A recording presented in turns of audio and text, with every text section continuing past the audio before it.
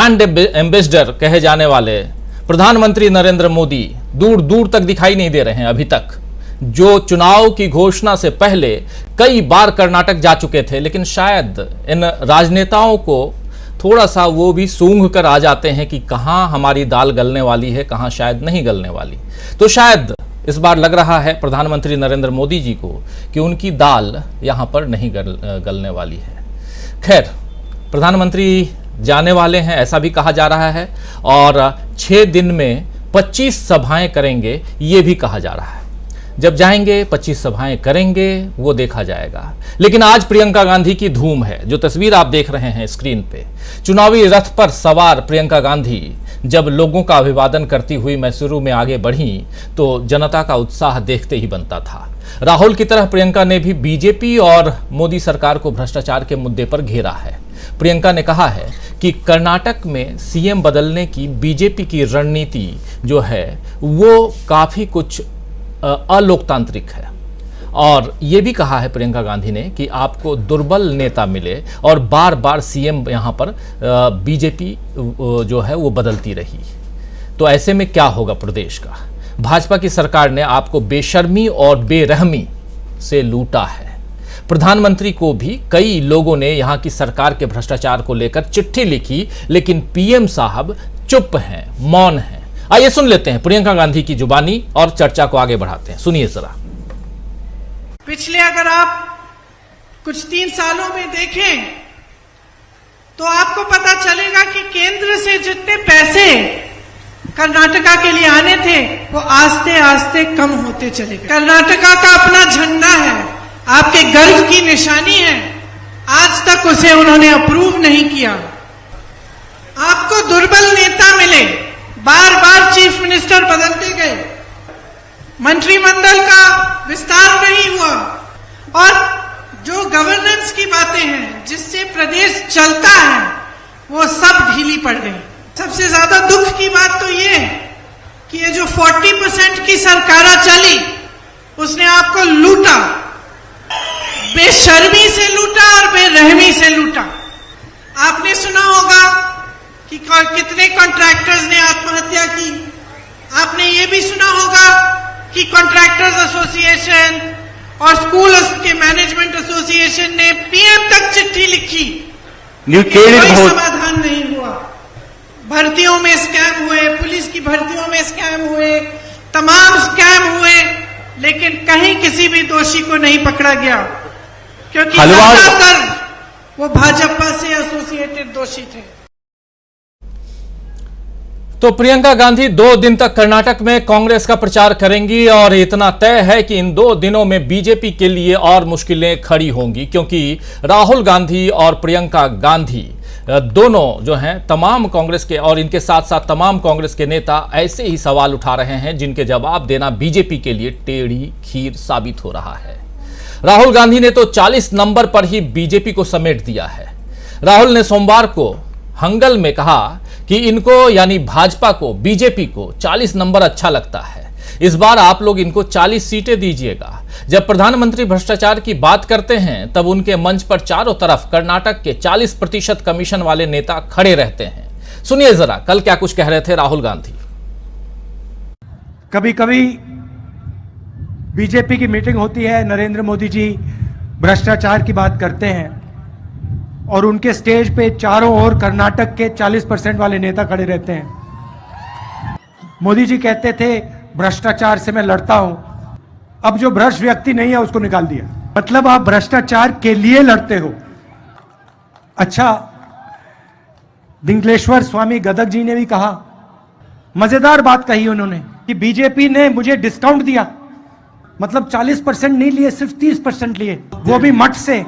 मतलब एक तरफ धर्म की बात करते हैं और फिर दूसरी तरफ मठ को डिस्काउंट देते हैं। 40% नहीं लिए, 30% ले लिए, बाकी कर्नाटक से 40%। कुछ भी काम करवाना हो, छोटा से छोटा या बड़ा से बड़ा, 40% लगेगा। तो 40% ये बिल्कुल चस्पा हो गया है। कांग्रेस के इस आक्रामक प्रचार से बीजेपी लगातार पीछे खिसकती हुई दिख रही है। कई सर्वे भी यही दिखा रहे हैं कि कांग्रेस को पूर्ण बहुमत से ज्यादा सीटें मिल सकती हैं, जबकि बीजेपी को करारा झटका लग सकता है क्योंकि उसकी सीटें काफी कम हो रही हैं। नतीजे बताएंगे हालांकि, लेकिन इधर अमित शाह और दूसरे बीजेपी नेता पूर्ण बहुमत की बात कर रहे हैं। बीजेपी का यह आत्मविश्वास रंग लाएगा या उसकी सत्ता में भंग डालेगा, यह तो चुनाव के नतीजे 13 मई को बताएंगे। उधर कर्नाटक में बीजेपी को झटका लगने की संभावनाएं दिखाई जा रही हैं और इधर दिल्ली में तो जंतर मंतर पर धरने पर बैठे पहलवानों की अनसुनी करने पर बीजेपी को झटका लग चुका है। विनेश फोगाट समेत 7 महिला पहलवानों ने जंतर मंतर पर सोमवार को सोमवार को कल सुप्रीम कोर्ट में याचिका दायर की, जिसमें बीजेपी सांसद और कुश्ती महासंघ के अध्यक्ष बृजभूषण शरण सिंह, आप सब नाम बहुत अच्छी तरह से याद कर लीजिए, कई बार ये नाम आने वाला है। तो बृजभूषण शरण सिंह जो सांसद हैं और कुश्ती महासंघ के अध्यक्ष हैं, उनके खिलाफ यौन उत्पीड़न का आरोप लगाते हुए एफआईआर की मांग इन पहलवानों ने की है और खासकर 7 महिला पहलवानों ने। आज सुप्रीम कोर्ट के मुख्य न्यायाधीश जस्टिस DY चंद्रचूड़ और PS नरसिम्हन की पीठ ने इस मामले की सुनवाई की और इस पीठ ने इसे गंभीर मामला बताते हुए दिल्ली पुलिस और दिल्ली सरकार से FIR दर्ज करने की खिलाड़ियों की मांग पर जवाब मांगा है और इसके बाद अब कोर्ट में 28 अप्रैल को सुनवाई होगी, अगली सुनवाई होगी। तो कर्नाटक चुनाव से पहले सुप्रीम कोर्ट का यह फैसला बीजेपी को नुकसान दे सकता है क्योंकि आरोप बीजेपी के ही सांसद पर है, बृजभूषण शरण सिंह, जिनका नाम अभी आपको कह रहा था कि याद कर लीजिए। उधर नीतीश कुमार जिस तरह विपक्षी एकता की मुहिम को आगे बढ़ा रहे हैं और उनके साथ वो दल भी आ रहे हैं, साथ साथ आते दिखाई दे रहे हैं जो अब तक कांग्रेस के खिलाफ होते थे, उससे बीजेपी के लिए सत्ता को बरकरार रखना मुश्किल भरा हो सकता है।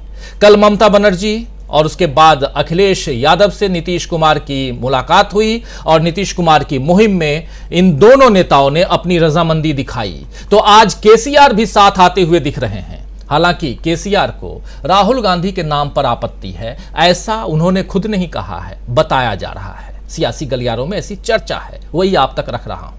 लेकिन यहां सवाल राहुल गांधी का नहीं है, बल्कि बीजेपी के खिलाफ मोर्चा बनाने में कौन कौन आगे आ रहा है, इसका सवाल है। और इसमें केसीआर भी अगर साथ आते हैं, बीजू जनता दल के नवीन पटनायक जो ओडिशा के मुख्यमंत्री हैं, वो भी साथ आते हैं, यानी नवीन पटनायक साहब भी साथ आ जाते हैं, तो फिर बीजेपी के खिलाफ मजबूत मोर्चा बन सकता है और नीतीश कुमार की भविष्यवाणी सही साबित हो सकती है। कौन सी भविष्यवाणी? आप याद कीजिए कि नीतीश बाबू ने कहा है कि अगर सब साथ आ गए तो अगले साल चुनाव जो 2024 का आम चुनाव है, लोकसभा का चुनाव है, उसमें बीजेपी 100 सीटों पर ही सिमट जाएगी।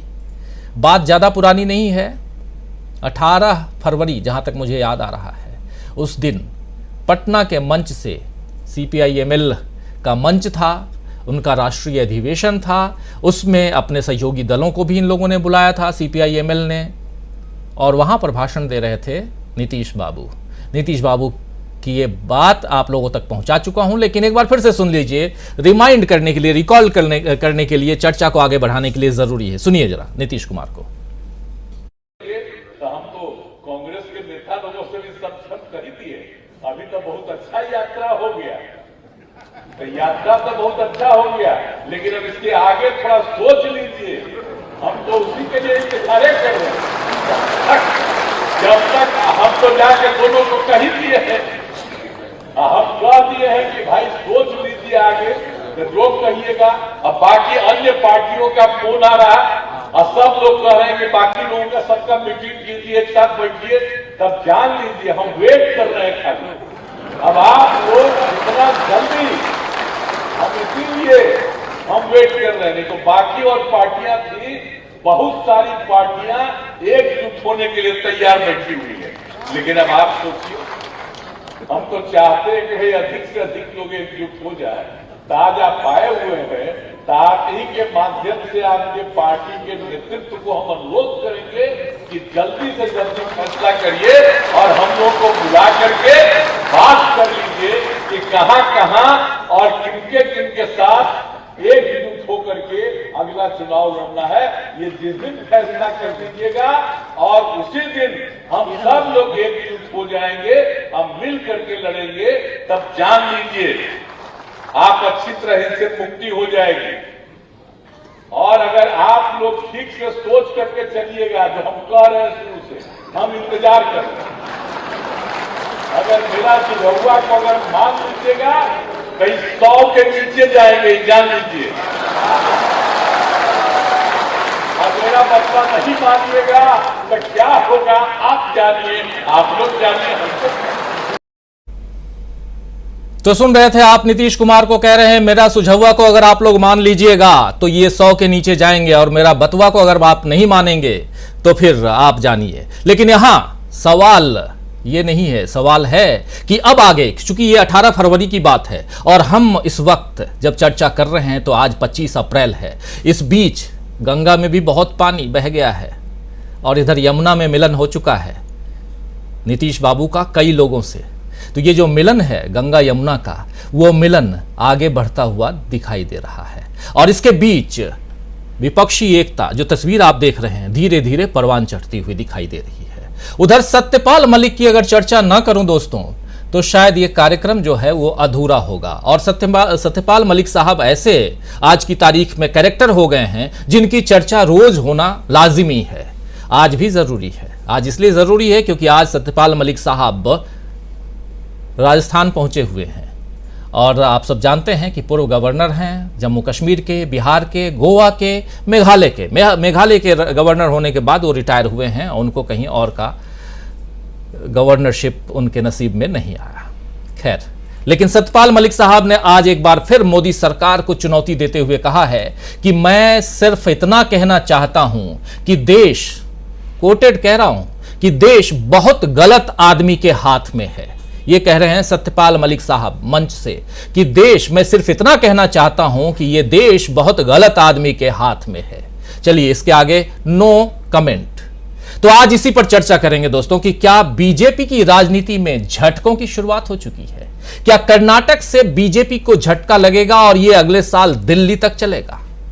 चर्चा को आगे बढ़ाते हैं। बहुत कुछ आप सुन चुके हैं, हमारे साथ कुछ वरिष्ठ साथी हैं, उन सबसे आपका परिचय करवाऊं। हमारे साथ देखिए इस वक्त 6 वरिष्ठ साथी हैं। मीनू जैन जी हमारे साथ जुड़ी हुई हैं। मीनू जी आपका स्वागत करता हूं। हमारे साथ सुनील शुक्ला जी उधर प्रयागराज से जुड़े हुए हैं। सुनील शुक्ला जी, बहुत चर्चा है आपके शहर, हमेशा भी ऐसे भी इलाहाबाद चर्चा में बना ही रहता है। प्रयागराज कहने में बड़ी, कई बार प्रयागराज लाना पड़ता है, इलाहाबाद तो नाम आप जुबान पे ऐसे है क्या बताऊं। खैर, तो आपका स्वागत है। हमारे साथ धनंजय जी जुड़े हुए उधर मुंबई से, हमारे साथ इधर दिल्ली से जुड़े हुए हैं प्रशांत टंडन जी, और छत्तीसगढ़ से जुड़े हुए हैं हमारे साथी दीपक पाचपोर जी, और दिल्ली से ही हमारे साथी अमलेंदु उपाध्याय जी। आप सबका स्वागत है। स्वागत, इस्तकबाल आप तमाम दोस्त, साथी, शुभचिंतक आप सबका जो अब तक जुड़ चुके हैं, जुड़ने वाले हैं इस खास कार्यक्रम में। और आज खास कार्यक्रम में हम चर्चा यही कर रहे हैं न्यूज पॉइंट में कि बीजेपी की राजनीति में झटकों की क्या शुरुआत हो चुकी है।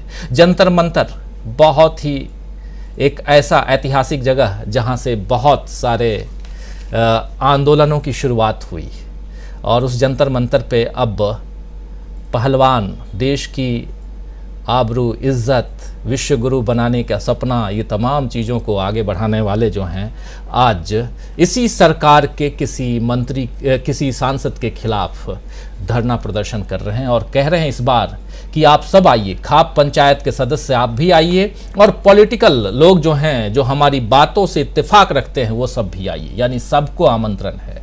लेकिन दूसरी तरफ कर्नाटक चले सबसे पहले, और कर्नाटक में यहाँ जोर जो है वो कांग्रेस का दिखाई दे रहा है, बीजेपी का कम।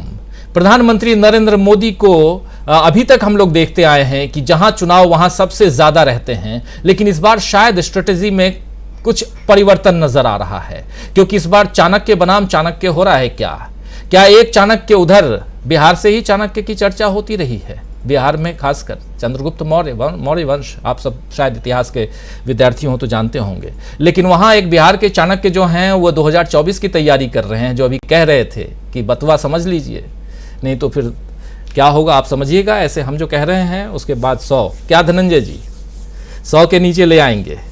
लेकिन धनंजय जी आपसे ही शुरुआत करना चाहता हूं, बहुत बगल में है आप, किस रूप में देखा जाए बिहार से लेकर कर्नाटक तक।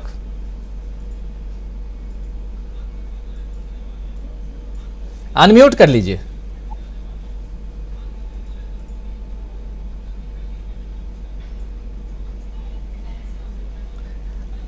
आपकी आवाज नहीं आ रही। चलिए थोड़ा सा शायद डिस्कनेक्ट करके रिकनेक्ट कीजिए, हो जाएगा। लेकिन मीनू जी आपके पास आता हूं। मीनू जी। जी राजीव जी, देखिए आज कर्नाटक में जो भाजपा है, भाजपा पार्टी है, उसको सबसे बड़ा झटका सुप्रीम कोर्ट ने दिया है। आज कर्नाटक में भाजपा ने मुसलमानों को जो 4% का आरक्षण था उसको खत्म करके उसको 2% वोकलिगा और ये लिंगायत में बांट दिया था, जिसमें कि लिंगायत और वोकलिगा को ऑलरेडी है वहां पे आरक्षण, लेकिन उसमें 2% का और इजाफा कर दिया और मुसलमान को जो है वहां के उनको आरक्षण से बिल्कुल खत्म बाहर कर दिया कि उनको आरक्षण नहीं मिलेगा। तो आज सुप्रीम कोर्ट ने उस आरक्षण को उस जो निरस्तीकरण है उस पर रोक लगा दिए 9 मई तक, कि 9 मई तक अभी इसके ऊपर रोक रहेगी। पर इसके मद्देनजर इसके प्रावधान के तहत कोई किसी तरह की नियुक्तियां या कोई भी जो अगर लिया जाता है कदम, कई बार सरकारें ऐसा करती है नियुक्ति पत्र बांट देती है इन एडवांस, तो उसको उन्होंने बिल्कुल रोक लगा दी है। तो ये सबसे पहले तो ये हुआ कि सुप्रीम कोर्ट ने इनकी सांप्रदायिकता की राजनीति को खारिज कर दिया है। और इनकी सांप्रदायिकता की राजनीति को दूसरा झटका इनके खुद के नेता दे रहे हैं, जो इनके सबसे बड़े कद्दावर नेता जो येदियुरप्पा, जिनके नेतृत्व में ही चुनाव लड़ा जा रहा है, उन्होंने स्वयं कहा है कि हिजाब, हलाल, टीपू सुल्तान, ये सब मुद्दे अनावश्यक मुद्दे थे, इनको गलत उठाया गया, अनावश्यक तौर पे उठाया गया, इनकी कोई जरूरत कर्नाटक की राजनीति में नहीं थी। अब जिस पार्टी की राजनीति ही टीपू सुल्तान और हिजाब, हलाल और लफ्जियात पे टिकी हुई हो, उसका नेता ये कहे कि ये मुद्दे अनावश्यक हैं, तो उनको ये समझ में आ रहा है कि ये कार्ड कर्नाटक की जनता रिजेक्ट करने वाली है, तो वो पीछे पहले ही हट गए। इतना ही नहीं, उनके खुद वर्तमान मुख्यमंत्री बोम्मई ने ये इस बात को खारिज किया। इवन एक पत्रकार को, राहुल कंवल, आप जानते होंगे इंडिया टुडे के, उन्होंने पूछा टीपू सुल्तान के बारे में, तो उन्होंने कहा आप अपने उसी मुद्दे पे आ गए, आपको और राजदीप सरदेसाई को बड़ा इंटरेस्ट है इन सांप्रदायिक मुद्दों में। मतलब वो ये प्रिटेंड कर रहे हैं कि भाई हम तो इन चीजों में इंटरेस्टेड नहीं, आप जबरदस्ती हमें ये सवाल पूछ के उन बातों की तरफ धकेलते हो कि हम उस बारे में बात करें। तीसरा झटका, जिसको मैं झटका ही मानूंगी, कि उन्होंने अपनी सांप्रदायिकता की राजनीति के जो फेल्योर है, जो असफलता है, तेजस्वी सूर्या, जो कि मोदी जी का ब्लू आइड बॉय कहा जाता है, कि मोदी जी का बहुत प्रिय नेता है और उसको ग्रूम कर रहे हैं मोदी जी भावी नेता के तौर पे, उसको राष्ट्रीय राजनीति में लाने की भी तैयारी है।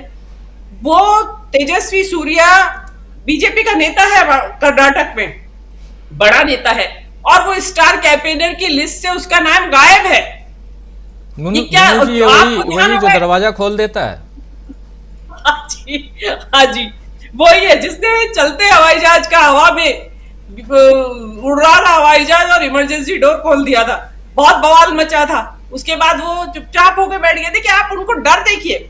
और ये सबसे ज्यादा विश्वमन करता है, सांप्रदायिक विश्वमन जिसको कहते हैं, वो तेजस, उसको हटाना, स्टार कैंपेनर की सूची से हटाना, ये दर्शाता है कि जो माहौल उसको देख रही है बीजेपी। अब अगर सांप्रदायिकता के खिलाफ जब वहां की जनता ने मन बना लिया है, तो डेफिनेटली फायदा कांग्रेस का है, कांग्रेस की तरफ जा रही है झुकाव जनता का, और ये तो ग्राउंड से रिपोर्ट आ भी रही है। अब मोदी जी, और चौथा पांचवा झटका मोदी जी है हमारे, कि मोदी जी बजाय कर्नाटक में जहां चुनाव हो रहा है उसके बदले आंध्र प्रदेश और केरल में घूम रहे हैं। और केरल में मजेदार बात ये हुई राजीव जी, वहां पे जो उन्होंने भीड़ जुटाई, तो केरल के तो युवा आए नहीं, वो युवाओं से बात करने के लिए, वो आंध्र प्रदेश से बसें भर के लाए युवाओं की।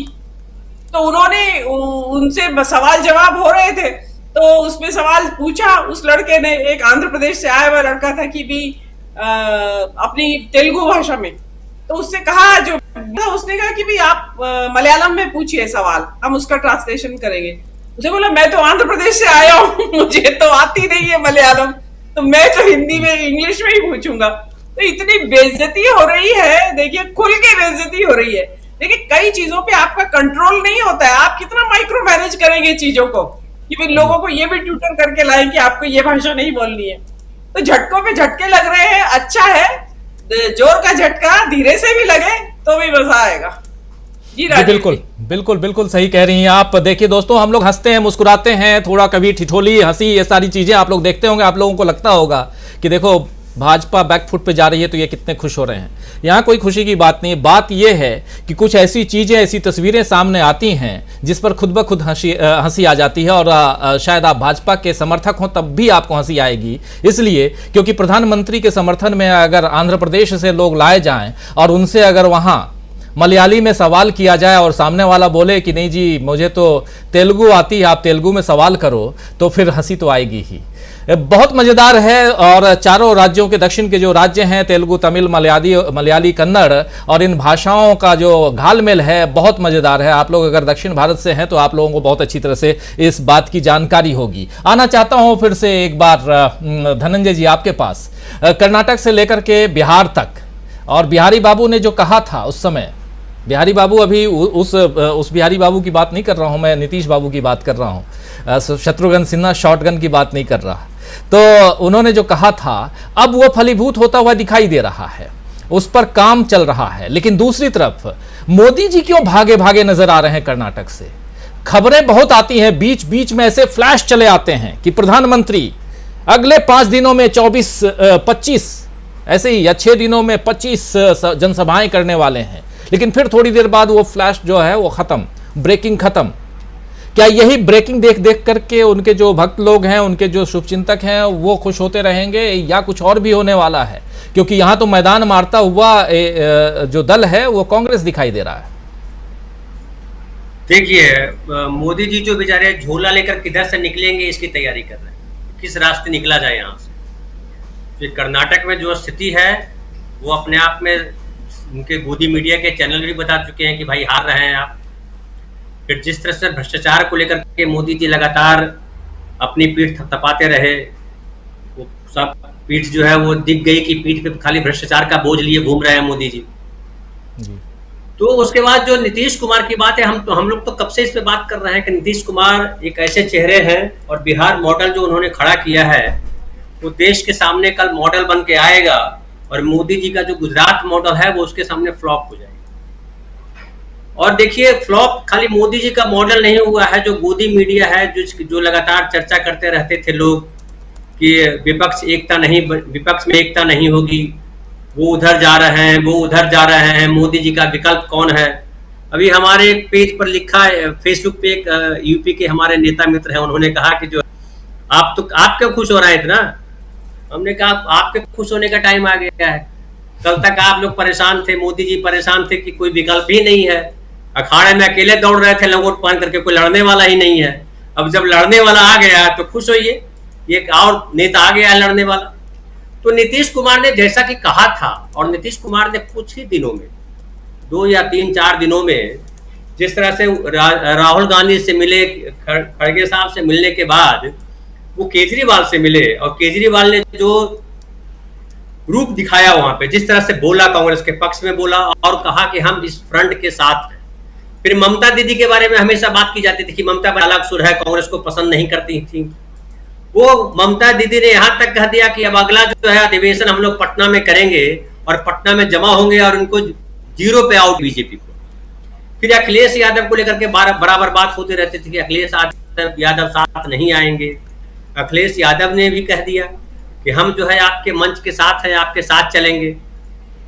तो कुल मिलाकर के जो विपक्षी एकता में जो सबसे कहिए टेढ़े दिखाई पड़ते थे, मीडिया के द्वारा दिखाए जाते थे, जो गोदी मीडिया, पहले नीतीश कुमार ने उन्हीं तीनों को साथ लिया, और ये बता दिया कि नीतीश कुमार ने ये समझा दिया मीडिया को कि भाई ये सारे लोग जो है साथ चलने को तैयार हैं, और सब लोग संविधान को बचाना चाहते हैं।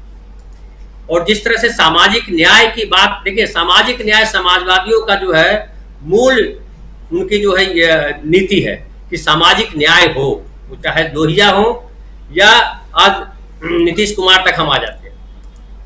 तो सामाजिक न्याय, अब कांग्रेस ने भी सेम पिच लिया है सामाजिक न्याय का, और जो हमारा संविधान है वो तो कहता ही यही है, न्याय और स्वतंत्रता की बात करता है। तो स्वतंत्रता तो आज देखिए कि ये हालत है कि मीडिया जब स्वतंत्र नहीं है तो आम आदमी की कौन पूछे। तो वैसी स्थिति में स्वतंत्रता की लड़ाई एक बहुत महत्वपूर्ण लड़ाई हो जाती है। अब देखिए कि जो बोला हमारे राज्यपाल साहब ने, जो पूर्व राज्यपाल हैं जम्मू कश्मीर के, और मुझे लगता है कि आप ही को ये श्रेय जाता है उनको बोलने का, जो है प्रशांत भाई ने इंटरव्यू किया और उसके बाद जो है एकदम बाढ़ आ गई। भले गोदी मीडिया ने उनका इंटरव्यू नहीं किया, बावजूद इसके तब से जब से प्रशांत भाई ने इंटरव्यू किया है एकदम टॉक ऑफ द कंट्री जो है वही बने हुए हैं और उनको कोई हटा नहीं पा रहा। रोज कुछ ना कुछ कर रहे हैं, कभी सीबीआई उनके खिलाफ आ रही है, कभी पुलिस वाले एसपी आ रहे हैं, कभी डीएसपी आ रहे हैं, लेकिन कहीं से भी कमजोर पड़ते नहीं दिख रहे हैं।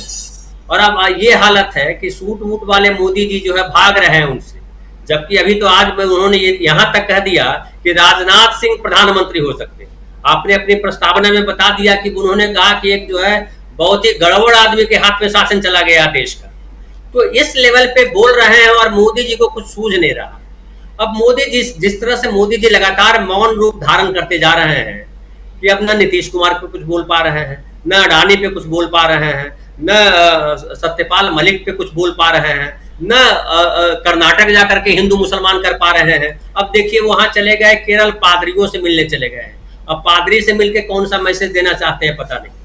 तो मोदी जी इस तरह जो चुप हो गए हैं उससे पता चलता है कि मोदी जी को अब कुछ रास्ता नहीं सूझ रहा है। उनकी उम्मीद देखिए, उन्होंने तो कुछ किया नहीं, नुकसान करने के अलावा देश का उन्होंने क्या किया? नोटबंदी की, तालाबंदी की, या जितना सब किया उससे देश का नुकसान हुआ। विपक्ष को जिस तरह से खत्म करने की कोशिश की उससे संविधान का नुकसान हुआ। जिस तरह से जो संस्थाएं हैं हमारी संवैधानिक संस्थाएं, उनको चौपट करने का काम किया उससे देश को नुकसान हुआ। जिस तरह से वो एनसीईआरटी किताबों में इतिहास बदलने की बात कर रहे हैं उससे देश को नुकसान होना है। इसलिए देखिए नीतीश कुमार लगातार कह रहे हैं कि जो इतिहास बदलने के लिए आए हैं, जो इतिहास बदलना चाहते हैं, उनको हम बदल के रहेंगे। और मुझे लग रहा है राजीव जी कि ये बड़ा पॉजिटिव नोट जा रहा है राहुल गांधी की यात्रा के बाद। जो एक कहिए शगुन शुरू हुआ, शगुन ही इसको कहिए, क्योंकि हम लोग थोड़े उस तरह की बात करने वाले लोग हैं।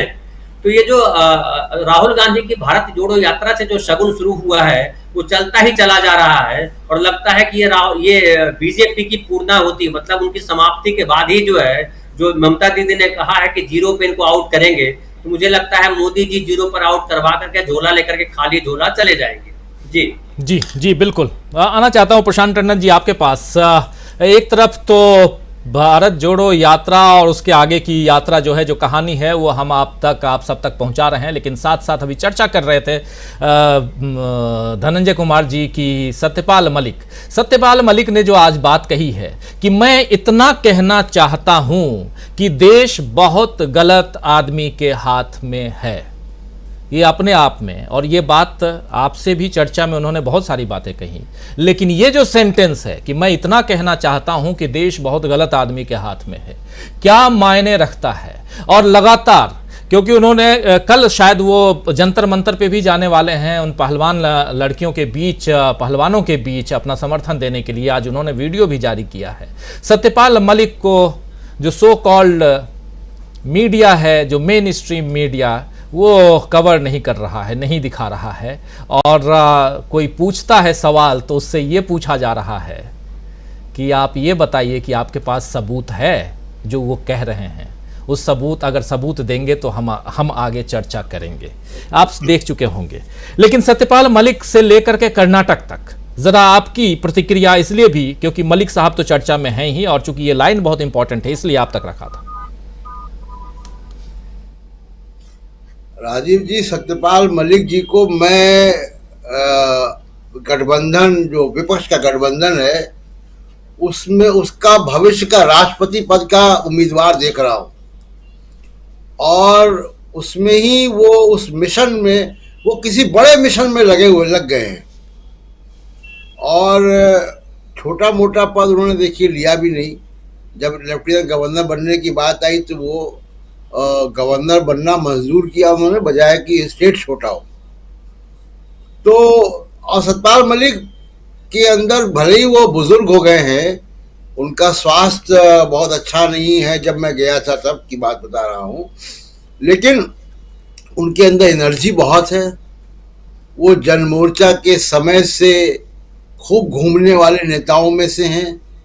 और आज जो लोग पूछ रहे हैं सतपाल मलिक से कि तब कहाँ थे, तब क्यों नहीं बोले, तब क्यों नहीं कहा, उनको मैं बता दूं कि सतपाल मलिक जी डीबी लाइव में इंटरव्यू के बाद जरूर चर्चा में ज्यादा आ गए, लेकिन वो घूमते हमेशा से रहे।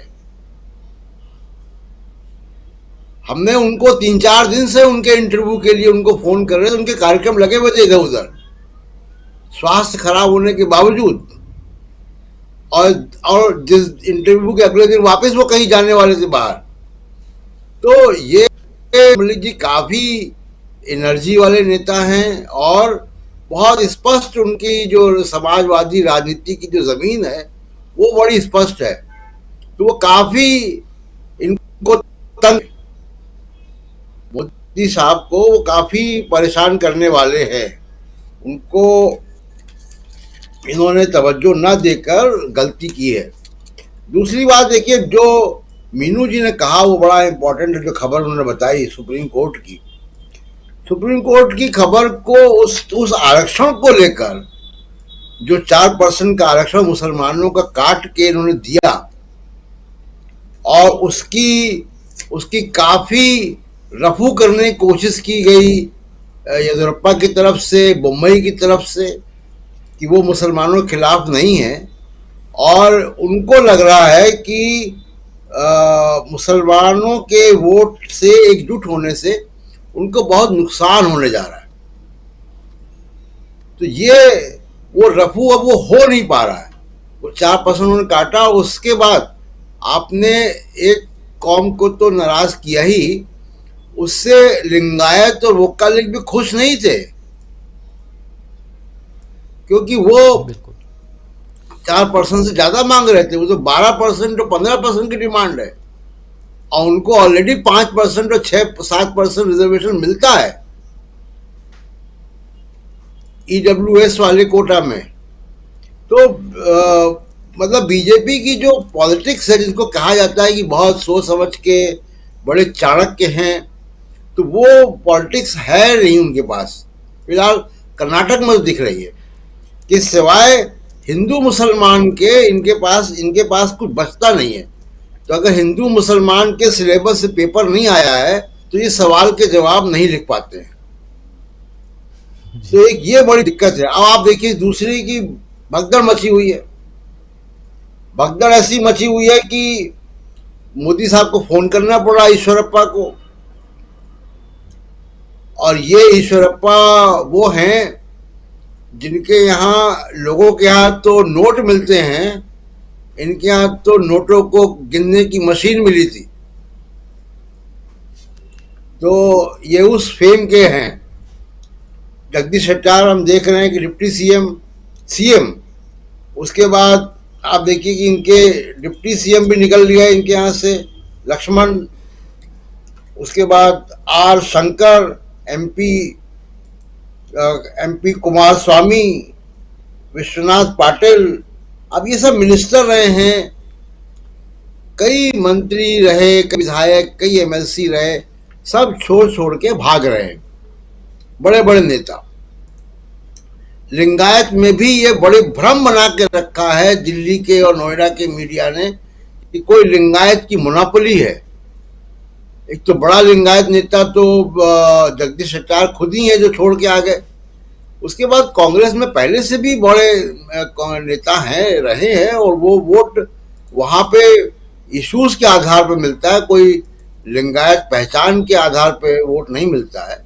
अगर ऐसा तो सरकारें बदलती नहीं, वहां पे सरकारें बदलती हैं बार बार।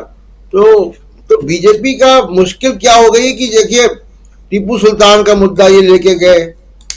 टीपू सुल्तान के मुद्दे पर बहुत पहले आप ही के साथ चर्चा में मैंने कहा था कि बीजेपी के जो ग्राउंड वर्कर्स हैं वो ये कह रहे हैं कि टीपू सुल्तान पे हाथ मत लगाइएगा। इन्होंने जेपी नड्डा और तमाम लोग गए वहां पे, टीपू सुल्तान किया, नुकसान हो रहा है उसका। अब क्या है कि खेल के बीच में आप टैक्टिक्स नहीं चेंज कर सकते।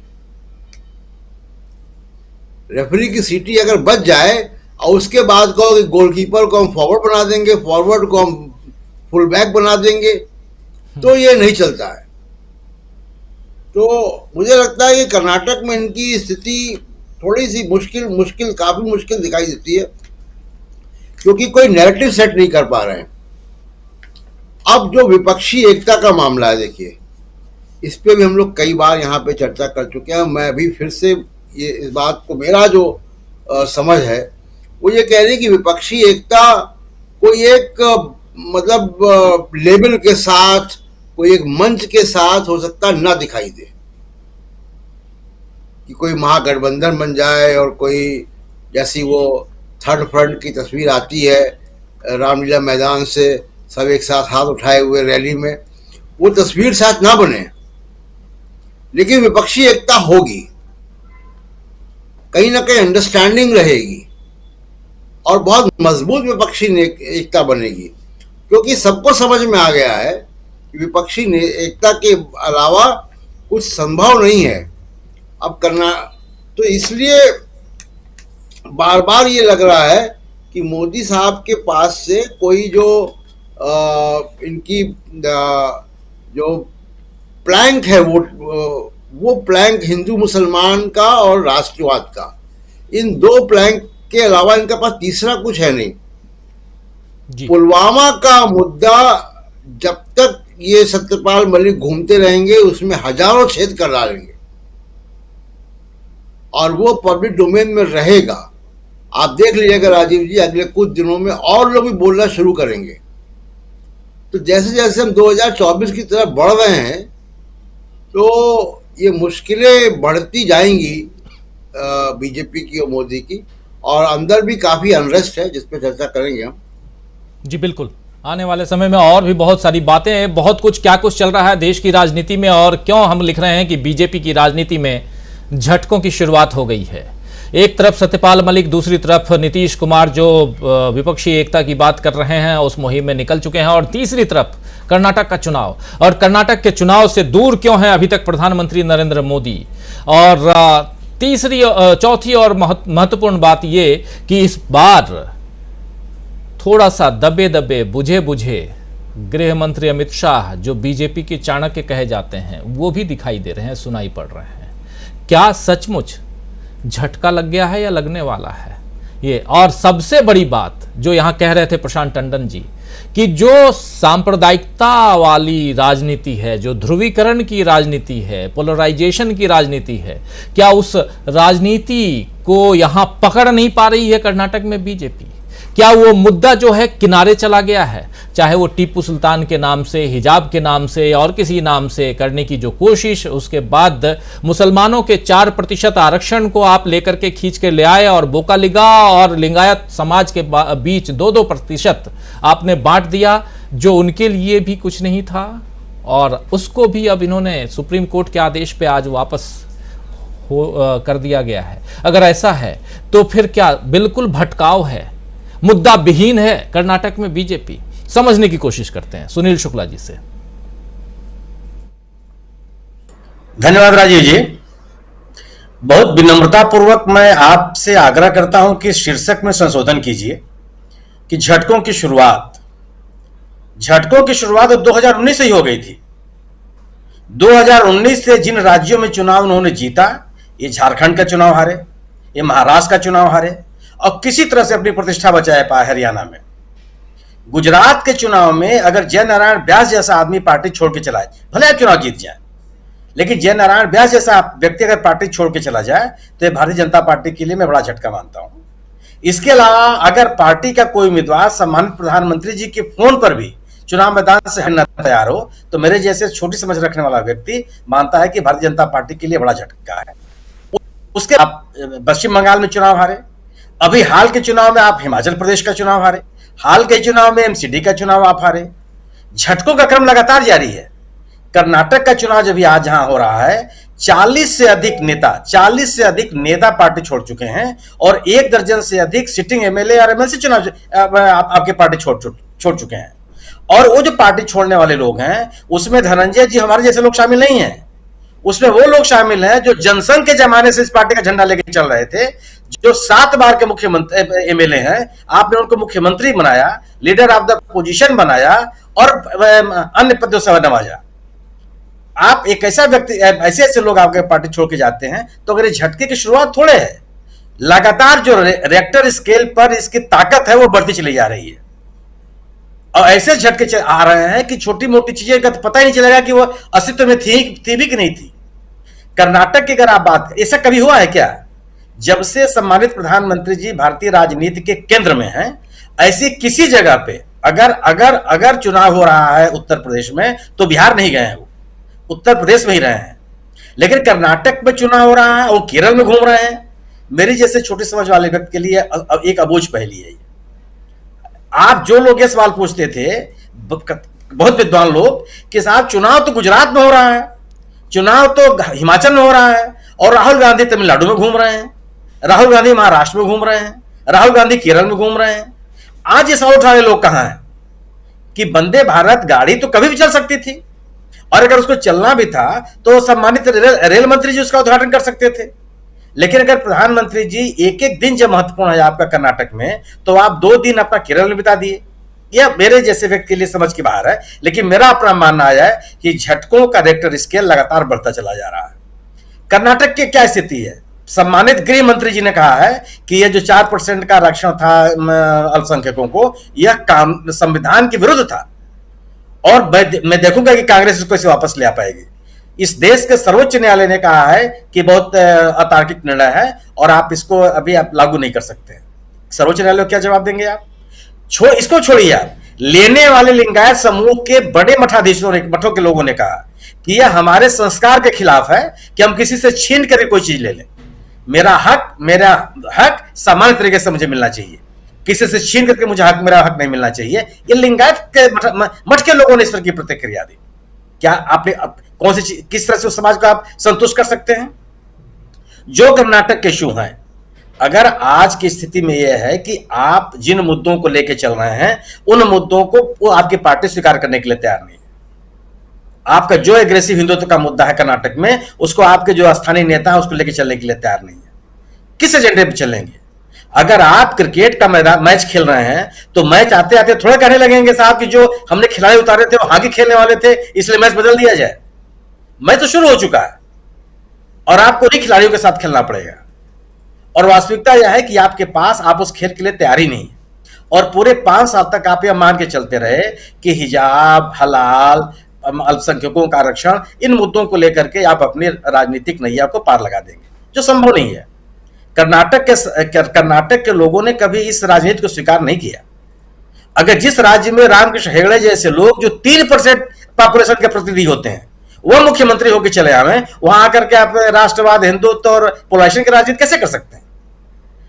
लिंगायत समुदाय के लोगों ने भी आपके ऊपर आरोप लगाया। अगर आप लिंगायत की बात कीजिए तो लिंगायत का बहुत बड़ा नेता है जगदीश शेट्टार, आपको छोड़ के चले गए। क्या यह संदेश नहीं है? जगदीश सावदी आपको छोड़ के चले गए, या क्या कोई संदेश नहीं है? मैं जब संसदीय बोर्ड की बैठक हो रही थी, लोग ये बताते हैं खबरों के अनुसार कि येदियुरप्पा साहब उस मीटिंग से निकल करके अकेले किसी दक्षिण भारतीय रेस्टोरेंट में खाना खाते पाए गए थे। वो आज सरेआम आरोप लगाया जा रहा है बीएल संतोष। कभी आज तक आरएसएस के लोगों के ऊपर किसी पार्टी के नेता ने आरोप लगाया क्या? बीएल संतोष साहब के खिलाफ आरोप लगाया जा रहा है कि उन्होंने जानबूझ करके ऐसे नेताओं को टिकट दिया जिससे कि पार्टी की हालत खराब हो गई। मेरी अपनी स्मृतियों में नहीं है कि आरएसएस का कोई संगठन सचिव रहा है जब बीजेपी में, उसके ऊपर किसी ने मुंह खोलने की हिम्मत की हो। ये महाराष्ट्र, ये कर्नाटक की राजनीति में हो रहा है। किसी जगह पे आप हैं तो ये झटकों की शुरुआत नहीं। और महाराष्ट्र का तो इतना बड़ा झटका है कि ये वो स्केल नाप नहीं पाएगा कि इस झटके का स्तर क्या है। आपके पास अपने मतदाताओं से संवाद करने के लिए तथ्य नहीं है। आज की तारीख में अपने मतदाताओं से कर्नाटक में बातचीत करने के लिए आपके पास मुद्दे नहीं है, न गवर्नेंस के मुद्दे पर, न संगठन के मुद्दे पर, न उपलब्धियों के नाम पर। किस बिना पर आप कर्नाटक में अपने लोगों से बात कर पाएंगे? केवल वही कि आप अल्पसंख्यकों को धार्मिक आधार पर इनको दिया गया। जिन मुद्दों को आपने टीपू सुल्तान के मुद्दे को उठाने की कोशिश की, आपके स्थानीय नेताओं ने उसको खारिज कर दिया। प्रश्न ये नहीं, कर्नाटक में कोई मुद्दा नहीं है। कर्नाटक में यह मुद्दा है कि कर्नाटक के किसानों को कमजोर करने की आपने कोशिश की। कर्नाटक में यह मुद्दा है कि 5 साल तक जो जनादेश आपके खिलाफ था उसको आपने जबरदस्ती छीन लिया। कर्नाटक में यह मुद्दा है कि आपने न यहां के युवाओं को शिक्षा दी, न वहां बुजुर्गों को आपने सामाजिक सुरक्षा दी, न बीमार लोगों को आपने बेहतर स्वास्थ्य की आपने व्यवस्था की। ये आपके सामने चुनौतियां हैं।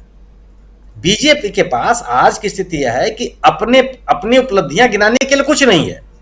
और ये जो पुष्प वर्षा की स्थितियां होती हैं, पुष्प वर्षा किसी भी जगह आप देख लीजिए ना, पुष्प वर्षा की स्थिति होती है कि प्रधानमंत्री के लिए वैसे ही पूरा देश, हम लोकतांत्रिक मूल्यों को मानने वाले लोग हैं, हम सभी लोग सम्मान करते हैं, लेकिन इसका यह मतलब नहीं है कि हम राजनीतिक रूप से भी आपको स्वीकार कर लेते हैं।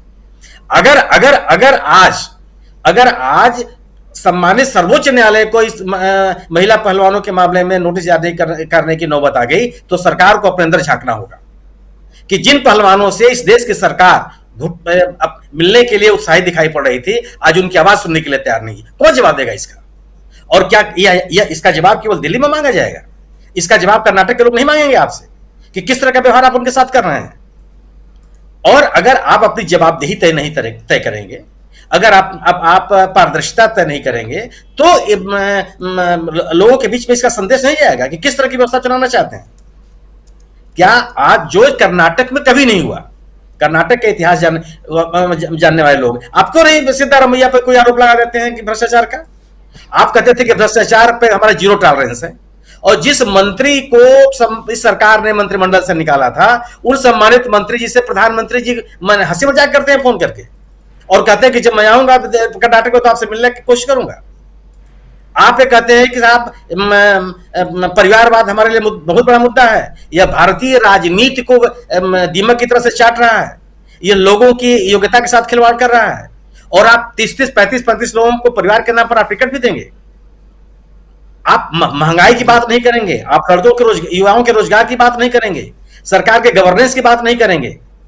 और इसके बावजूद भी अगर राजीव जी आप झटकों की शुरुआत की बात करेंगे, मैं विनम्रता पूर्वक आग्रह कर रहा हूं कि अपनी हेडिंग को आप बदलिए। बिल्कुल चेंज कर लिया। आप जो कह रहे हैं 2019 से इसकी शुरुआत हो चुकी है झटकों की, और आज झटके नहीं, आज तो बिल्कुल गड्ढा खाई सब कुछ है।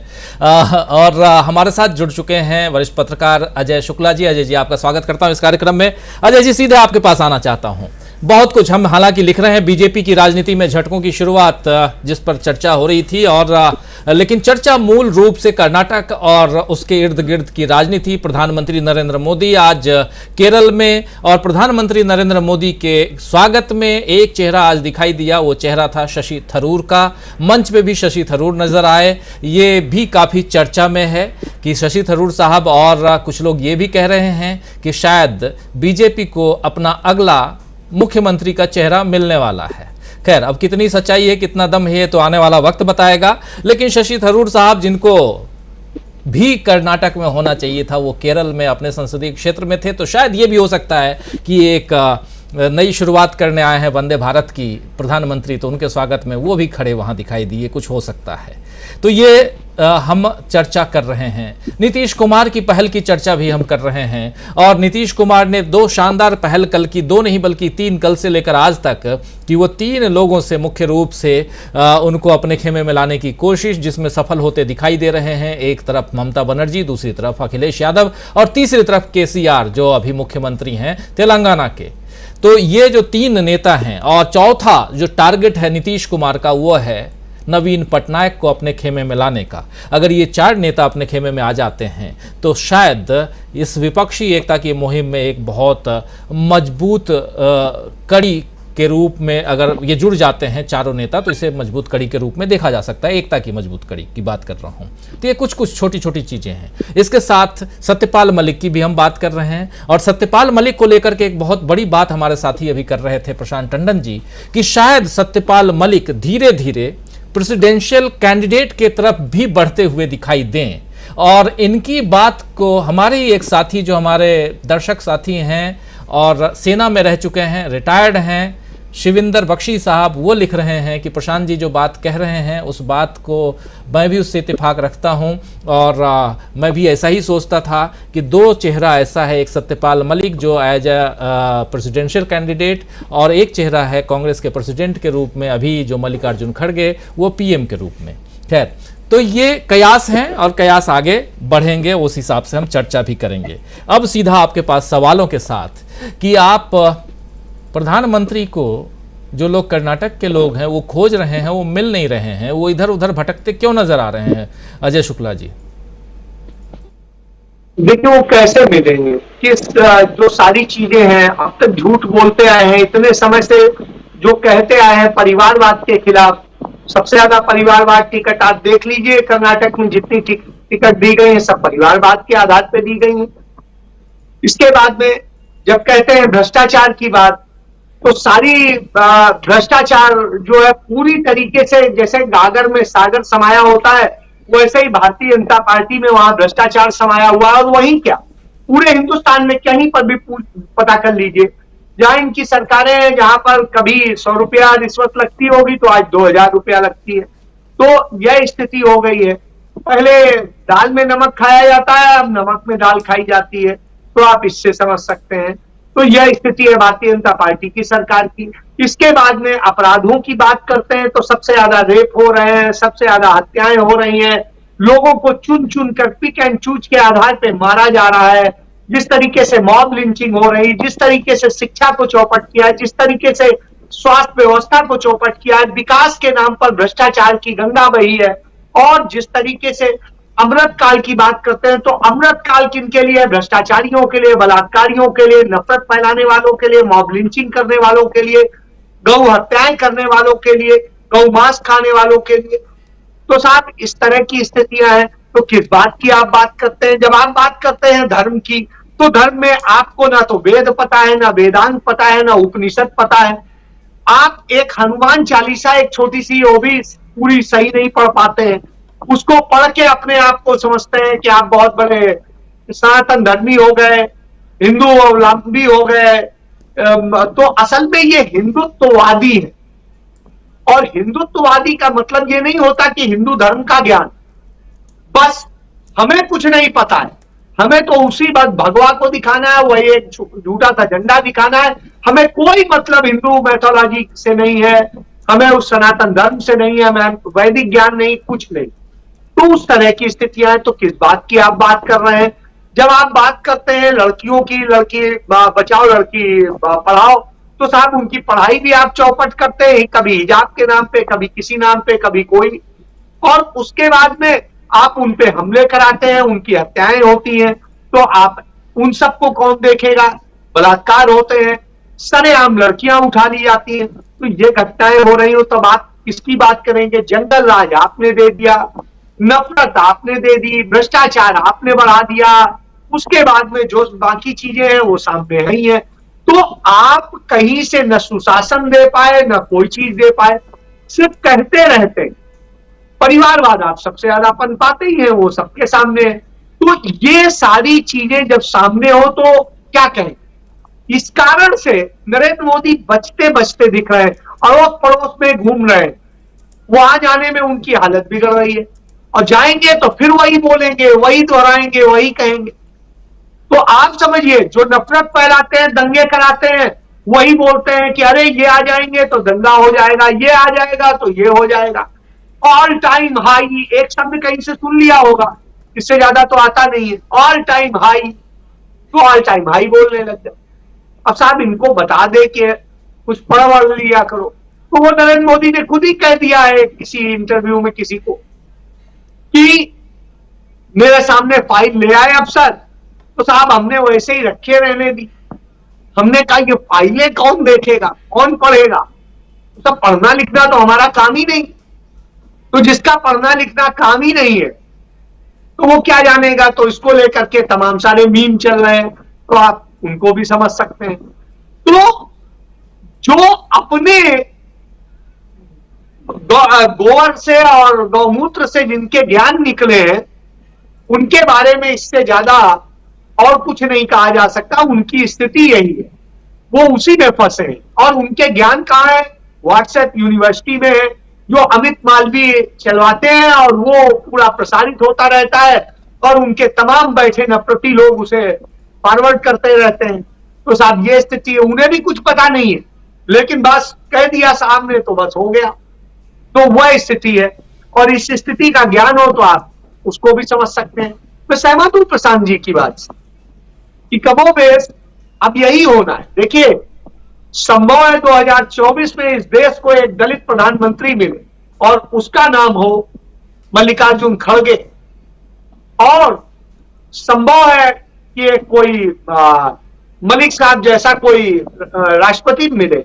ये राष्ट्रपति और कोई हो मुझे नहीं पता है, लेकिन प्रधानमंत्री के मामले में मैं लगभग क्लियर। तो इसलिए मैं उससे सहमत हूं। और इसके साथ साथ और भी बहुत सारी चीजें, एक बात नहीं है, इतनी सारी चीजें सामने है कि जो ये बताती हैं कि इस समय सिर्फ और सिर्फ नफरत का माहौल चल रहा है। तो इन सब चीजों की स्थिति नहीं है तो क्या बताने आएंगे प्रधानमंत्री? तो प्रधानमंत्री आएंगे, ऐसा नहीं है कि नहीं आएंगे, क्योंकि उन्हें भी कुछ जगह आना है। कुछ जगह इसलिए आएंगे क्योंकि वहां सीटें उन्हें लगेगा कि हाँ यहां हम जीत सकते हैं, तो क्रेडिट भी लेना है ना कि प्रधानमंत्री जी जहां गए देखिए वो तो जीत गए ना, बाकी जहां हारे हैं तो उसके लिए वो क्या करें बेचारे। हालांकि सभी जगह कहा जा रहा है, अमित शाह खुद कह रहे हैं कि आपको प्रधानमंत्री के लिए वोट देना है। तो इससे आप समझें, तो जब इस तरह की चीजें हो तो आप अनुमान लगा सकते हैं कि कहां पे खड़ा है, और इसीलिए उन्हें कहीं उम्मीद नहीं है। दूसरी तरफ कांग्रेस पार्टी पूरी एग्रेसिव है, लड़ रही है, उसके साथ जनता भी खड़ी है, और पूरी जो लहर की तरह, जिसे कहें नदियों की तरीके से उनके पीछे लोग चल रहे हैं। तो जब ये चल रहे हो तो आपको खुद समझ में आ जाता है कि क्या स्थिति भारतीय जनता पार्टी में भगदड़ मची हुई है, तो समझ में आ जाता है। तो ये सारी चीजें हैं, और बाकी शुक्ला जी और प्रशांत जी बताइए। जी बिल्कुल शुक्ला जी अभी बहुत शानदार एक फिगर बता रहे थे कि 40 से ज़्यादा, जो 40 का फिगर, यहाँ भी 40 आ रहा था, सुनील शुक्ला जी बता रहे थे 40 से ज़्यादा वरिष्ठ नेता जो बीजेपी के हैं वो छोड़ चुके हैं बीजेपी का साथ कर्नाटक में। देखिए वहाँ भी 40, तो ये जो 40 का फिगर है वो क्या इस बार बिल्कुल चिपक के इतनी, मतलब वो जो फेविकॉल का जो जोड़ बोलते हैं वो है यहाँ पे क्या। खैर, आना चाहता हूँ डॉक्टर दीपक पाचपोर जी, क्या माना जाए दीपक जी, ये पहला चुनाव देख रहा हूँ जहाँ बीजेपी पहले से पस्त दिखाई दे रही है, मान लिया जाए क्या? देखिए, मैं आपके आज का जो शीर्षक है कि झटकों की शुरुआत, इस झटकों का रिफ्लेक्शन अगर वाकई में देखना है, और जिसको हम कह रहे हैं कि मोदी जी जो हैं वो कर्नाटक क्यों नहीं जा रहे हैं, केरल में क्यों है, तो केरल की उनकी 2 दिन की अगर यात्रा को अपन ध्यान से देखें तो पता चल जाएगा कि झटके वो वाकई महसूस किए जा रहे हैं। शुरुआत की तो बात ही नहीं है, उसकी इंटेंसिटी आपको उनकी केरल यात्रा में दिख जाएगी। नंबर 1, वहां उन्होंने जाकर तमाम वहां के जो चर्च प्रमुख हैं उन लोगों से वो मिल रहे हैं। अभी तक उनकी जो आइडियोलॉजी थी और जो अपने पिछले कई सालों का उनका इतिहास यही रहा है कि भाई जो ईसाई है उनके हिसाब से भारत का जो हर ईसाई है वो केवल एक ही काम कर रहा है, वो धर्म परिवर्तन करा रहा है। मतलब जितने ईसाई हैं, अगर हर ईसाई ने अभी तक पिछले 100, 200, 500 सालों में एक हिंदू को भी धर्म परिवर्तित कराया होता तो ये पूरा का पूरा जो भारत है आज वो पूरा का पूरा ईसाई राज्य बन चुका होता। अब वहां पे जाके जिस हिसाब से वो चर्च प्रमुखों से मिल रहे हैं और वो बता रहे हैं कि मतलब नजदीकी करने की कोशिश कर रहे हैं, तो उनके झटके का एक असर तो हम यहां देख रहे हैं। दूसरा ये हुआ है कि केरल वो राज्य है जहां पर पुलवामा का मामला पहले से उठ गया है। वहां की जो स्टूडेंट फेडरेशन जो है DYFI ने उस मामले को बड़े बड़े पैमाने पर उठाया और कहा है कि पुलवामा की सच्चाई क्या है, आप बताइए। सत्यपाल मलिक ने जो मुद्दे उठाए हैं उसमें क्या सच्चाई है, वहां पे बात हो रही है। याद कीजिए कि केरल वो राज्य है कि जहां पर BBC की डॉक्यूमेंट्री का पूरा सार्वजनिक प्रदर्शन किया गया था। कुछ जगह पे तो रुकवा दिया गया था, दिल्ली वगैरह में, JNU में जो दिखाया जा रहा था, लेकिन केरल में पूरा का पूरा वहां छात्रों ने भरपूर उसका आनंद लिया। BBC की डॉक्यूमेंट्री दिखाई गई थी। तो वहां पर केरल में फिर उनके पास अब क्या बचा? केरल में उन्होंने जाके कहा कि मेरी जो यात्रा है वो धर्म और कर्म की यात्रा है। मतलब उन्होंने फिर से वो शंकराचार्य वाली जो विरासत है उससे अपने आप को जोड़ने की कोशिश की। एक दो जगह शायद वो शंकराचार्य की मूर्ति के साथ भी देखे गए हैं। लेकिन आप ऐसे जगह पे कर्म की बात कर रहे हैं जहां पर कर्म के मामले में वो राज्य सबसे ऊपर के पायदान पर खड़ा है, वो जहां पर शिक्षा जो है 100% है।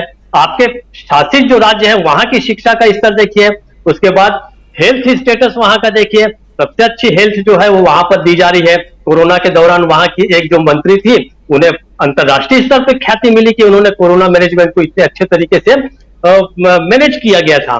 तो आप वहां पर धर्म कर्म की जो बात कर रहे हैं वो भी वहां पे फ्लॉप हो रही है। उनकी बदहवासी का मामला यह है कि उनको वहां पर जान का खतरा उठाना पड़ेगा और उन्होंने 1-1.5 किलोमीटर की शायद पैदल यात्रा की उन्होंने। तो ये पिछले कुछ समय से मोदी जी जो है, खासकर आपको याद होगा कि फिर पंजाब में एक ब्रिज के ऊपर जब उनकी कुछ गाड़ी को रोक दिया गया था चुनाव के दौरान, तो उन्होंने कहा था कि अपने मुख्यमंत्री को कहना मैं जान बचाकर लौट रहा हूं। तो ये जो जान का खतरा, मतलब मोदी जी अगर पैदल चले हैं तो समझिए कि वाकई हालत बहुत खराब है, उन्हें पैदल चलना पड़ रहा है। इसके पहले वहां उसकी तैयारी हो चुकी थी, ऐसे हो चुकी थी कि भारतीय जनता पार्टी के वहां के जो प्रमुख हैं उन्होंने बाकायदे पुलिस को कहा कि केरल में जब मोदी जी आएंगे तो उनको जान से मारने की कोशिश की जाएगी, ऐसा धमकी भरा पत्र बीजेपी कार्यालय को मिला है। मतलब ऐसी तमाम तरह की हास्यास्पद बातें जो हैं खुद भारतीय जनता पार्टी वहां पहले से कर रही है, और रही सही कसर जो है मोदी जी ने वहां पर अपनी 2 दिन की यात्रा में बता दिया है। और कर्नाटक तो शायद आगे पीछे जाएंगे वो, लेकिन उनकी जो केरल यात्रा बता रही है कि हालत जो है उनकी कितनी खराब है। दूसरी बात, कुछ झटके उनका इंतजार अभी और कर रहे हैं। अभी हमने बात की कि जो आने वाले समय में मल्लिकार्जुन खड़गे जी जो है वो प्रधानमंत्री बन सकते हैं, सत्यपाल मलिक जी को राष्ट्रपति। लेकिन मुझे ऐसा लगता है कि अगले चुनाव में 3 सबसे बड़े खतरे बनकर उभर रहे हैं प्रधानमंत्री मोदी जी के लिए। पहले है सत्यपाल मलिक, दूसरे हैं नीतीश कुमार, और राहुल गांधी तो है ही है।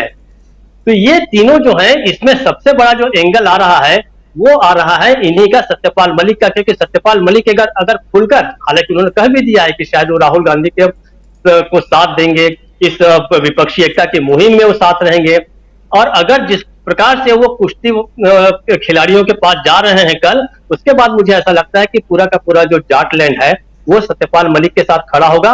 वो असली खतरा जो है वो मोदी के लिए सबसे बड़ा है। तो मोदी जी के सामने ये ऐसे खतरे हैं कि वो कर्नाटक जाने में वो वाकई, मैं नहीं कहता कि डर रहे हैं या झिझक रहे हैं या क्या है, लेकिन उनको जाने के पहले भरपूर तैयारी करनी पड़ेगी और क्या बात वहां कहेंगे ये सोचना पड़ेगा। क्योंकि इस दौरान वो पूरी तरीके से एक्सपोज हो गए हैं, पूरी तरीके से एक्सपोज हो गए हैं सभी मुद्दों पर, चाहे भ्रष्टाचार का मामला हो, चाहे उनका राष्ट्रवाद का मामला हो, फिर उसके बाद यूटर्न जो उन्होंने लिया है अपने जो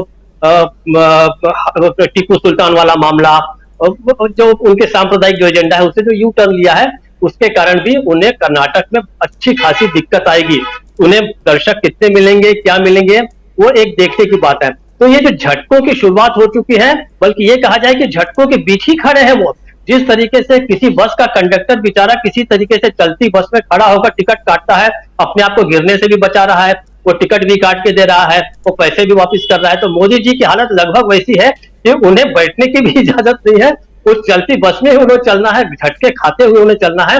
और ये झटके जो है कर्नाटक में शायद और महसूस करेगी सारा भारत जो है। तो ये पता चलेगा, कर्नाटक के बाद और बड़े झटके उनका इंतजार कर रहे हैं राजीव जी। तो ये मोदी जी को झटके तो वाकई महसूस हो रहे हैं।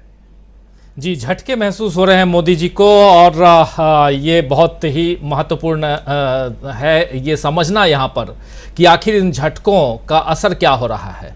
अमलेंदु उपाध्याय जी, आपके पास आना चाहता हूँ जल्दी से, और ये समझना चाहता हूँ कि जो बीजेपी हमेशा मुद्दे लेकर के हर चुनाव में, आप याद कीजिए, कभी मोदी जी की दाढ़ी बढ़ जाती थी, कभी छोटी हो जाए, कभी बीच में आ जाए, कभी कुछ और, कहीं चुनाव हो तो किसी और जगह जाकर के वो कुछ और उद्घाटन करते थे, सब कुछ होता था।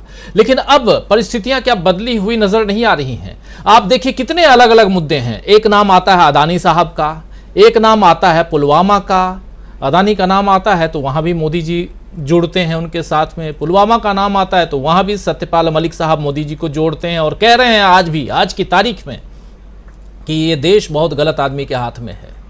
और उसके अलावा आप देखिए तो अलग अलग मुद्दे, 40% का मुद्दा लोकल मुद्दा बनाकर, नंदनी दूध का मुद्दा, ये भी मुद्दा आज प्रियंका गांधी भी इस मुद्दे को उठा रही थी और बेशर्मी और बेरहमी की बात भी कर रही थी कि ये सरकार जो अभी जो सरकार वहाँ है उसने बेशर्मी और बेरहमी के साथ यहाँ की जनता को जो है वो लूटा है। ये सारी बातें हो रही हैं। क्या ये सारे मुद्दे अमरेंदु उपाध्याय जी उन मुद्दों पर हावी हो चुके हैं आज की तारीख में देखा जाए, जिसमें अदानी भी हैं और जिसमें सत्यपाल मलिक का पुलवामा भी है और जिसमें लोकल 40% करप्शन का मामला भी है, ये देखा जाए। और ऐसे में जो नफरती माहौल पैदा करने की कोशिश और उसकी आड़ में, यानी कि जहां टिप्पू सुल्तान और हिजाब और अजान और ऐसी तमाम बातें जो होती थी उसी कर्नाटक में, वो सब अब गौण हो गई हैं, वो सब चीज किनारे हो गई हैं, ये सारी बातें, ये माना जाए।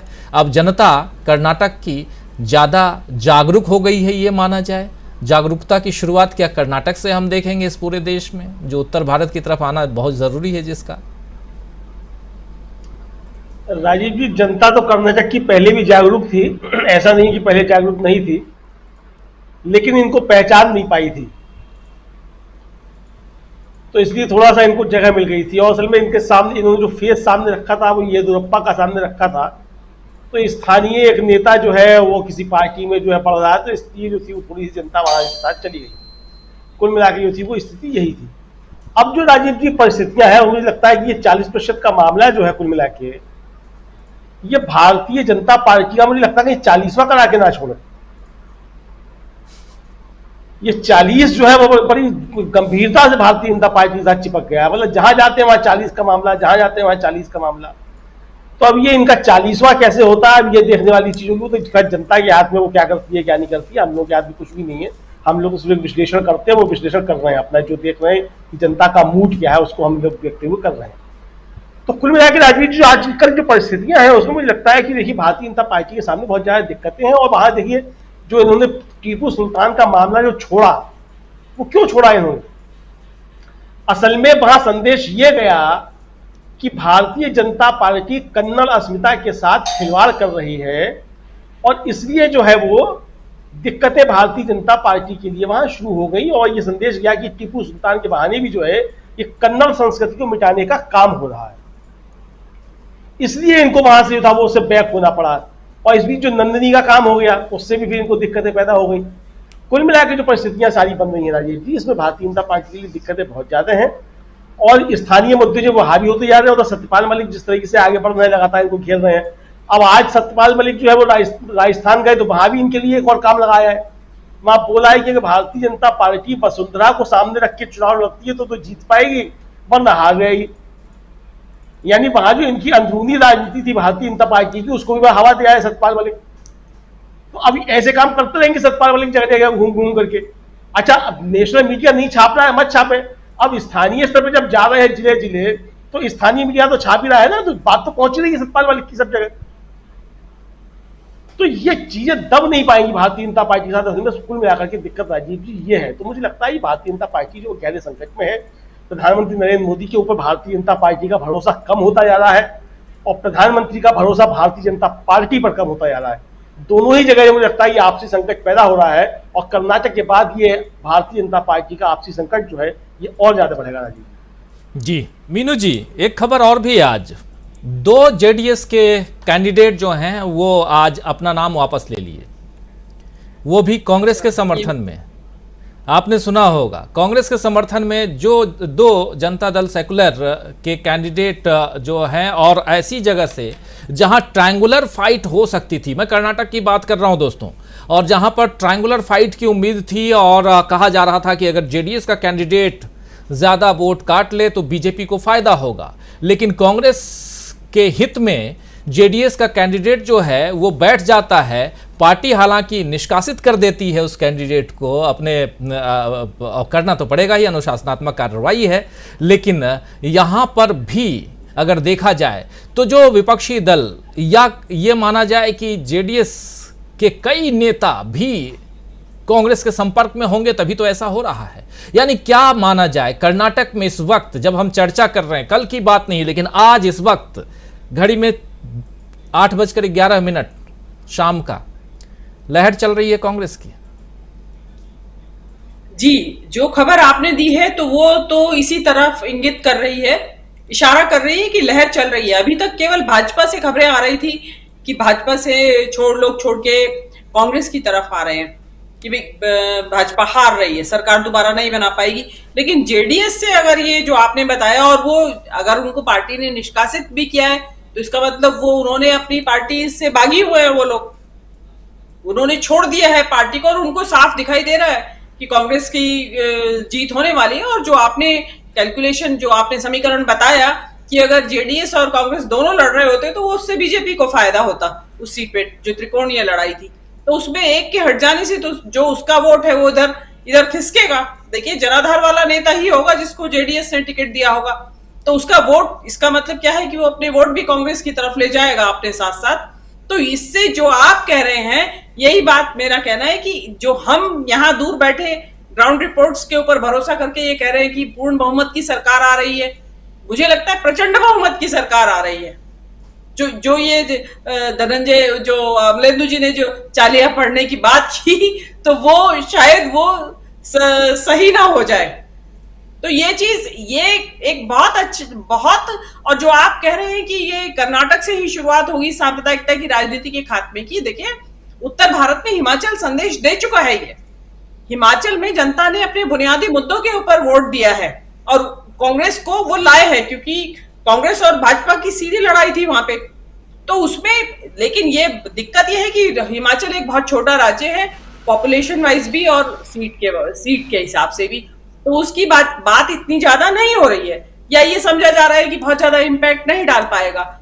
लेकिन मैं ये मानती हूं कि अगर अभी देखिए, हिमाचल के बाद ये पहला मौका है कि जो चुनाव आया है किसी राज्य में, और उसमें ही आपको हिमाचल का प्रतिबिंब दिखाई दे रहा है।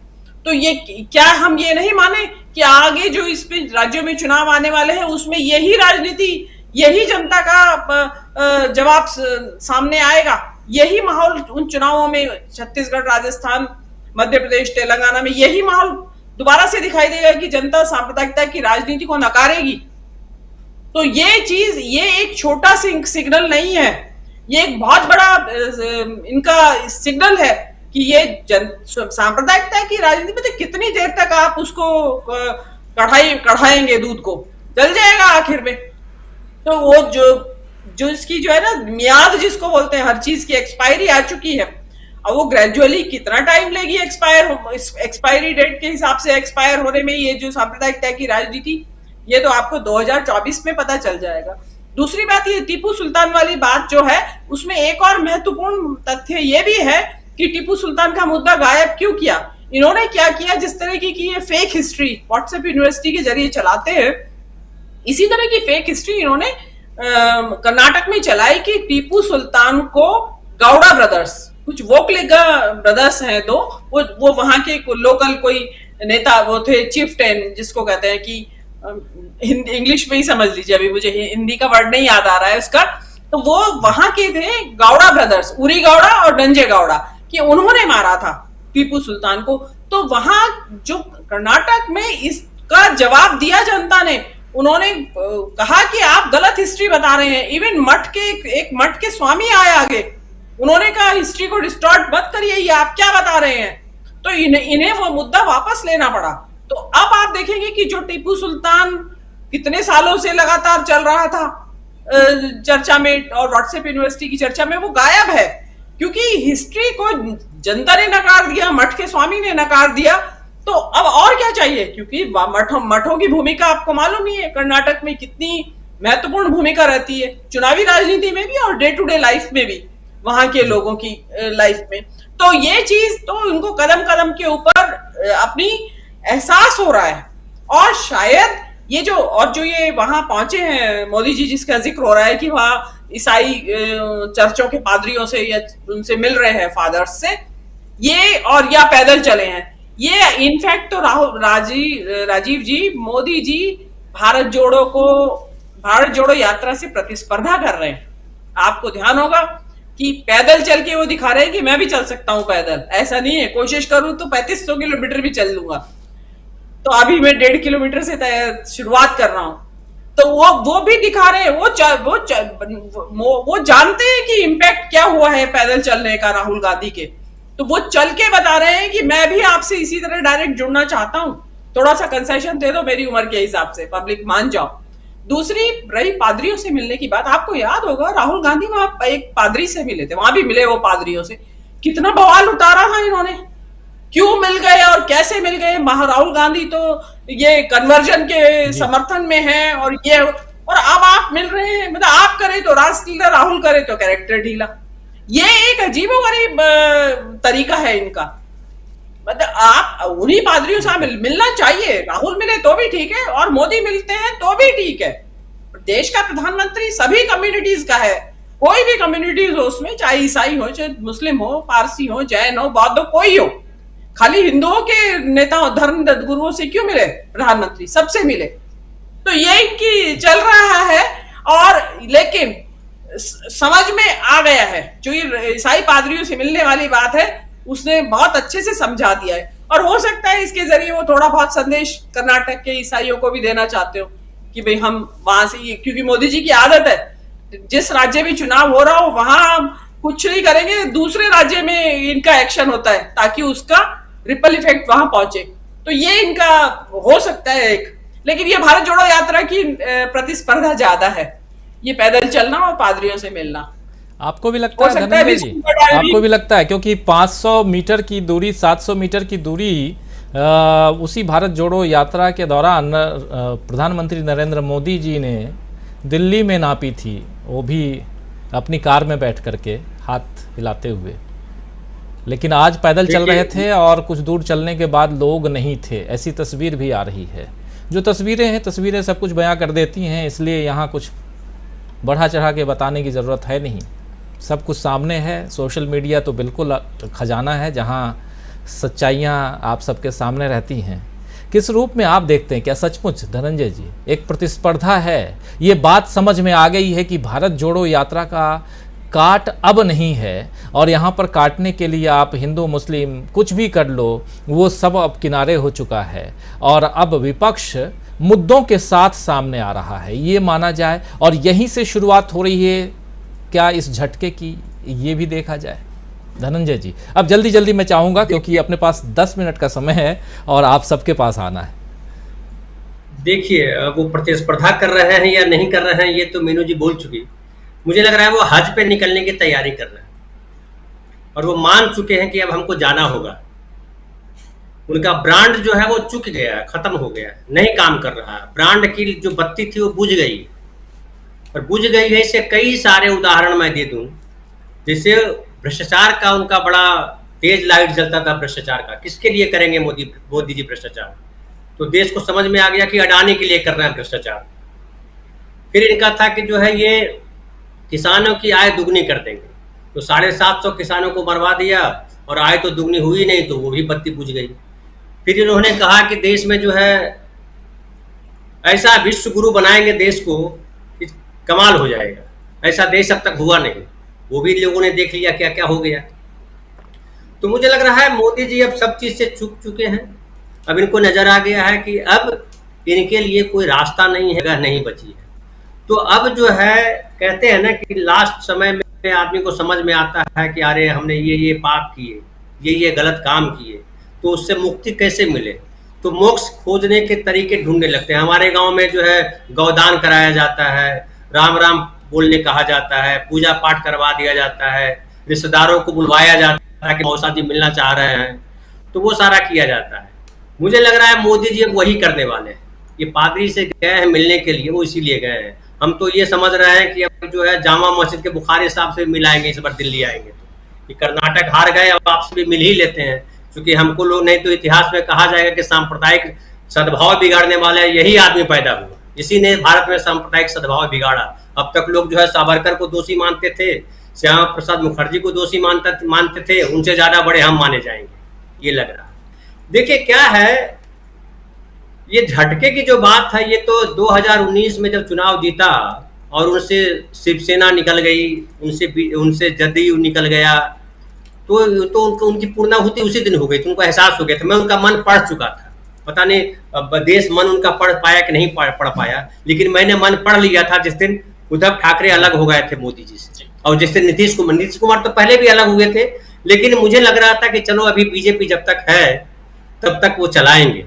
लेकिन जिस तरह से अमित शाह ने पूरा का पूरा बीजेपी को जो चेंज ओवर किया, जिनको चाणक्य कहते हैं, मैं उनको चाणक्य नहीं कहता हूं, मैं कहता हूं बीजेपी को डुबाने वाला कोई आदमी है तो अमित शाह है। देखिए बिहार बीजेपी के हाल अभी क्या कर दिया उन्होंने, जो कुशवाहा जी को बनाया है, जो सम्राट चौधरी को बनाया अध्यक्ष, हर आदमी उससे चिढ़ा, उनकी पार्टी का आदमी चिढ़ा हुआ है। वो क्या क्या बोले जा रहा है, क्या क्या अनर्गल बात कर रहा है। महाराष्ट्र में जिस तरह से किया इन लोगों ने, उद्धव ठाकरे जी को हटाया और तमाम शिंदे की सरकार बनाई। अब देखिए महाराष्ट्र में चर्चा ही नहीं हो पा रही है फडणवीस की, लंबे समय से चर्चा हो रही है अजित पवार की, शरद पवार की, उद्धव ठाकरे की। अभी कल ही मैं बयान देख रहा था कि जो हमारे चौहान साहब हैं, अशोक चौहान साहब, वो बोल रहे थे कि इससे बढ़िया मुख्यमंत्री अब तक आया नहीं। हम भी मुख्यमंत्री रहे हैं, कई मुख्यमंत्रियों के साथ काम किया हमने, लेकिन जो उद्धव ठाकरे जिस तरह के मुख्यमंत्री रहे वैसा मुख्यमंत्री कोई नहीं आया। तो इससे भी मोदी जी को गड़बड़ हो रहा है कि अरे यार ये क्या कर दिया मैंने। तो कुल मिलाकर के मुझे लगता है राजीव जी पछतावा हो रहा है, और पछतावा 2024 में मुझे लगता है देखेंगे कि नहीं देखेंगे मुझे नहीं पता। उसके पहले यात्रा पे निकल जाएंगे या संन्यास ले लेंगे, या वहाँ क्या कहते हैं जहाँ गुफा में जाते हैं तप करने के लिए वहाँ चले जाएंगे, ये क्या करके कि तपस्या में कमी रह गई। तो मुझे नहीं लग रहा कि अब कोई तेज बचा है मोदी जी में, और मोदी जी भविष्य में कोई जीत दिला पाएंगे बीजेपी को। जी 2024 की आप बात कर रहे हैं, लेकिन सामने 13 तारीख है प्रशांत टंडन जी, 13 मई है सामने। अनम्यूट 13 मई की ही बात हम लोग कर रहे हैं। हाँ 13 मई की ही बात कर रहे हैं, और 13 मई को जिसको कहते हैं ना सिविल सर्विसेज में प्रीलिम्स, तो प्रीलिम्स का नतीजा आ जाएगा और उसके बाद फिर मेंस की तैयारी शुरू होगी। तो कर्नाटक में देखिए सुनील जी ने और हमारे बाकी अमरेंदु जी ने बहुत विस्तार से चीज़ें बता दी हैं। जो आपकी हेडलाइन है कि झटकों का मामला, झटके देखिए अभी भविष्य में भी आएंगे कुछ, लेकिन जो पीछे कुछ झटके आए उनको हम जरा रिकैप कर लें। तो एक तो अडानी का झटका, दूसरा भारत जोड़ो यात्रा अपने आप में एक झटका है इनके लिए, बीबीसी की डॉक्यूमेंट्री को बिल्कुल भी हल्के में ना लिया जाए, इसलिए क्योंकि ये ग्लोबल ऑर्गेनाइजेशन है।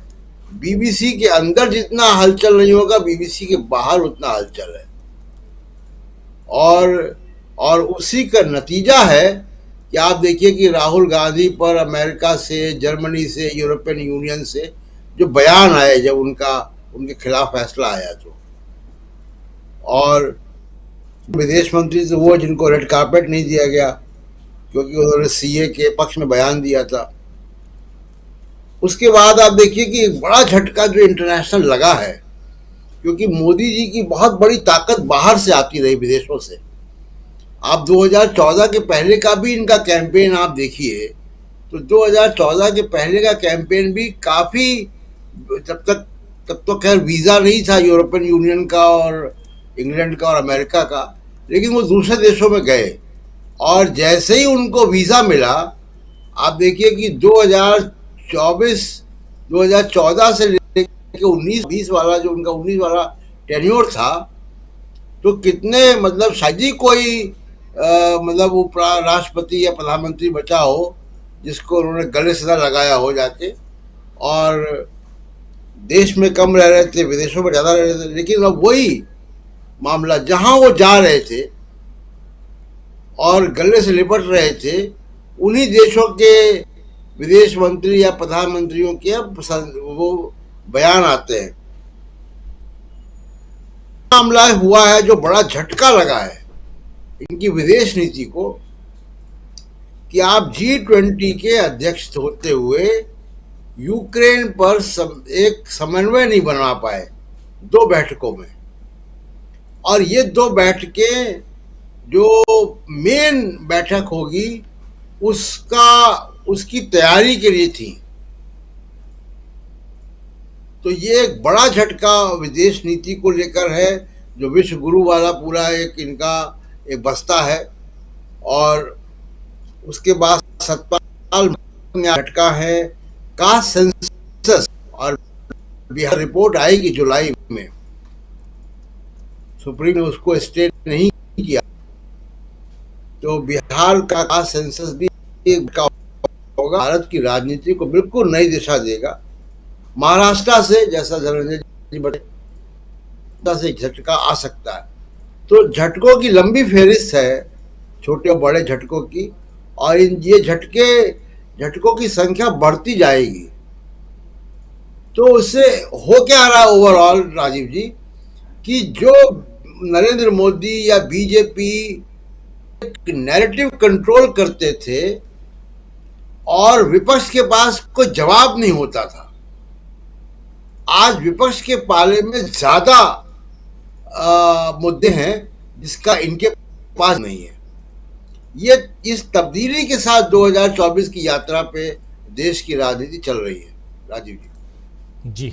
देश की राजनीति कई सारे आप झटके बता रहे हैं और बहुत शानदार विश्लेषण, क्या क्या झटके और किस दिशा में देश की राजनीति। तो एक बड़े आयाम पर अगर देखा जाए तो भारत की छवि से लेकर के और अंदरूनी राजनीति तक, और उसमें कहाँ बीजेपी को, मोदी सरकार को चुनौतियां मिल रही हैं, कहाँ झटके लग रहे हैं, उसका जिक्र यहाँ कर रहे थे। जल्दी आप दोनों शुक्ला बंधुओं के पास आना चाहूँगा, अजय जी और सुनील जी आपके पास। पहले सुनील जी आपके पास आता हूँ। सुनील जी, जल्दी से किस रूप में अब देखा जाए देश की राजनीति को बढ़ते हुए? क्या यहाँ अब हम ये मान के चलें कि सांप्रदायिक तनाव वाली जो राजनीति होती थी उस पर कहीं ना कहीं विराम लगते हुए हम देखेंगे, कहीं ना कहीं उस पर रोक हम देखेंगे? क्योंकि जब मुद्दे हावी हो जाएं, दूसरे जो प्रमुख मुद्दे होते हैं, चाहे वो भ्रष्टाचार का मुद्दा हो, चाहे वो बेरोजगारी का मुद्दा हो, ये मुद्दे हावी हो जाएं जो हम देख रहे हैं कर्नाटक में हावी होते हुए, तो एक क्या कर्नाटक रोल मॉडल के रूप में देश की राजनीति में आने वाले समय में उसको हम देखेंगे क्या, इस राज्य को? अभी हिमाचल के चुनाव ने और आने वाले दिनों में कर्नाटक के चुनाव ने ये सबको संदेश मिलेगा कि आप मुद्दों से मुंह नहीं मोड़ सकते, आप सत्ता में रह करके विपक्षी भाषा नहीं बोल सकते, आप अपनी जिम्मेदारियों से भाग नहीं सकते हैं, और जो आपने आश्वासन दिए हैं, जो आपने वायदे किए हैं, उन वायदों से आप भाग नहीं सकते। और आप गलत सही बात करके नरेशन बना करके आप जो राजनीतिक उपलब्धियां हासिल करेंगे उसमें एक सेंध लगेगी। सतपाल मलिक साहब ने जो बयान दिया है, उन्होंने अभी अपने एक ट्वीट में उन सीआरपीएफ के जवानों का एक वीडियो लिंक किया है, और उस वीडियो में सीआरपीएफ के जवान कह रहे हैं कि हम लोगों को जानबूझ करके आग में झोंका जा रहा है, बुलेट प्रूफ गाड़ियां हमको नहीं दी गई हैं। वो सब आपस में बात कर रहे हैं, और उन्होंने अपने ट्वीट के साथ जो लोग सबूत मांग रहे हैं कि सबूत कहां है, वह मलिक साहब के उस वीडियो को देख लें, उस ट्वीट को देख लें। सवाल है ना कि जो चीजें हुई हैं उन चीजों को आप कारपेट के नीचे नहीं डाल सकते। एक बड़ा प्रश्न पैदा कर दिया है मलिक ने, और मलिक साहब अगर यह बात वो आज कहे होते तो निश्चित रूप से इस पे सवाल पैदा किए जाते कि आप मौके के अनुसार बात कर रहे हैं। यह बात ये लगातार 2019 से कर रहे हैं जब यह घटना घटी थी, और अपनी बात पे वो कायम है। और यह इतना बड़ा मुद्दा हो गया कि जो राष्ट्रीय सुरक्षा, राष्ट्रीय एकता के नाम पर लोगों को पोलराइज किया जा रहा था, और जो देश के प्रमुख मुद्दे थे उनसे आग चुराने की कोशिश की जा रही थी, उनसे कोई बच नहीं पाएगा, उसकी जवाबदेही तय करनी पड़ेगी आपको। तो आप जो देश के सामने असली मुद्दे हैं, देश का आर्थिक विकास जिसका आपने वायदा किया था, और केवल बयानबाजी से काम नहीं चलेगा। अगर आप कहते हैं कि हमने दुनिया के 5वां आर्थिक स्थिति हमने प्राप्त कर ली है, तो सवाल है कि क्या आपके इस देश की जीडीपी बढ़ गई है, इस देश के आम नागरिक की क्रय शक्ति बढ़ गई है, इस देश में रोजगार के अवसर बढ़ गए हैं, इस देश के नागरिकों के गुणवत्तापूर्ण जीवन के अवसर बढ़ गए हैं? क्या बढ़ गया? केवल आकार बढ़ जाने से अगर उसका लाभ आम आदमी को नहीं मिल रहा है तो सिवाय वो सांख्यिकी के और क्या है? जब रोजगार के अवसरों की कमी बढ़ती जा रही है, आप रोजगार दे नहीं पा रहे हैं, महंगाई नियंत्रित नहीं हो पा रही है, अर्थव्यवस्था जहां और रसातल में चलती चली जा रही, जीएसटी के आंकड़ों से आप देश की अर्थव्यवस्था बताएंगे? महंगाई के दौर में निश्चित रूप से राजस्व बढ़ेगा, आप ये बताइए ना कि कोरोना काल के दौरान जो अर्थव्यवस्था रसातल में चली गई थी, उससे आप कितने आगे आ पाए हैं? तब आप कितने आर्थिक प्रगति का दर क्या है? इन जो मुख्य सवाल हैं देश के सामने, उन सवालों से आप भटक नहीं सकते।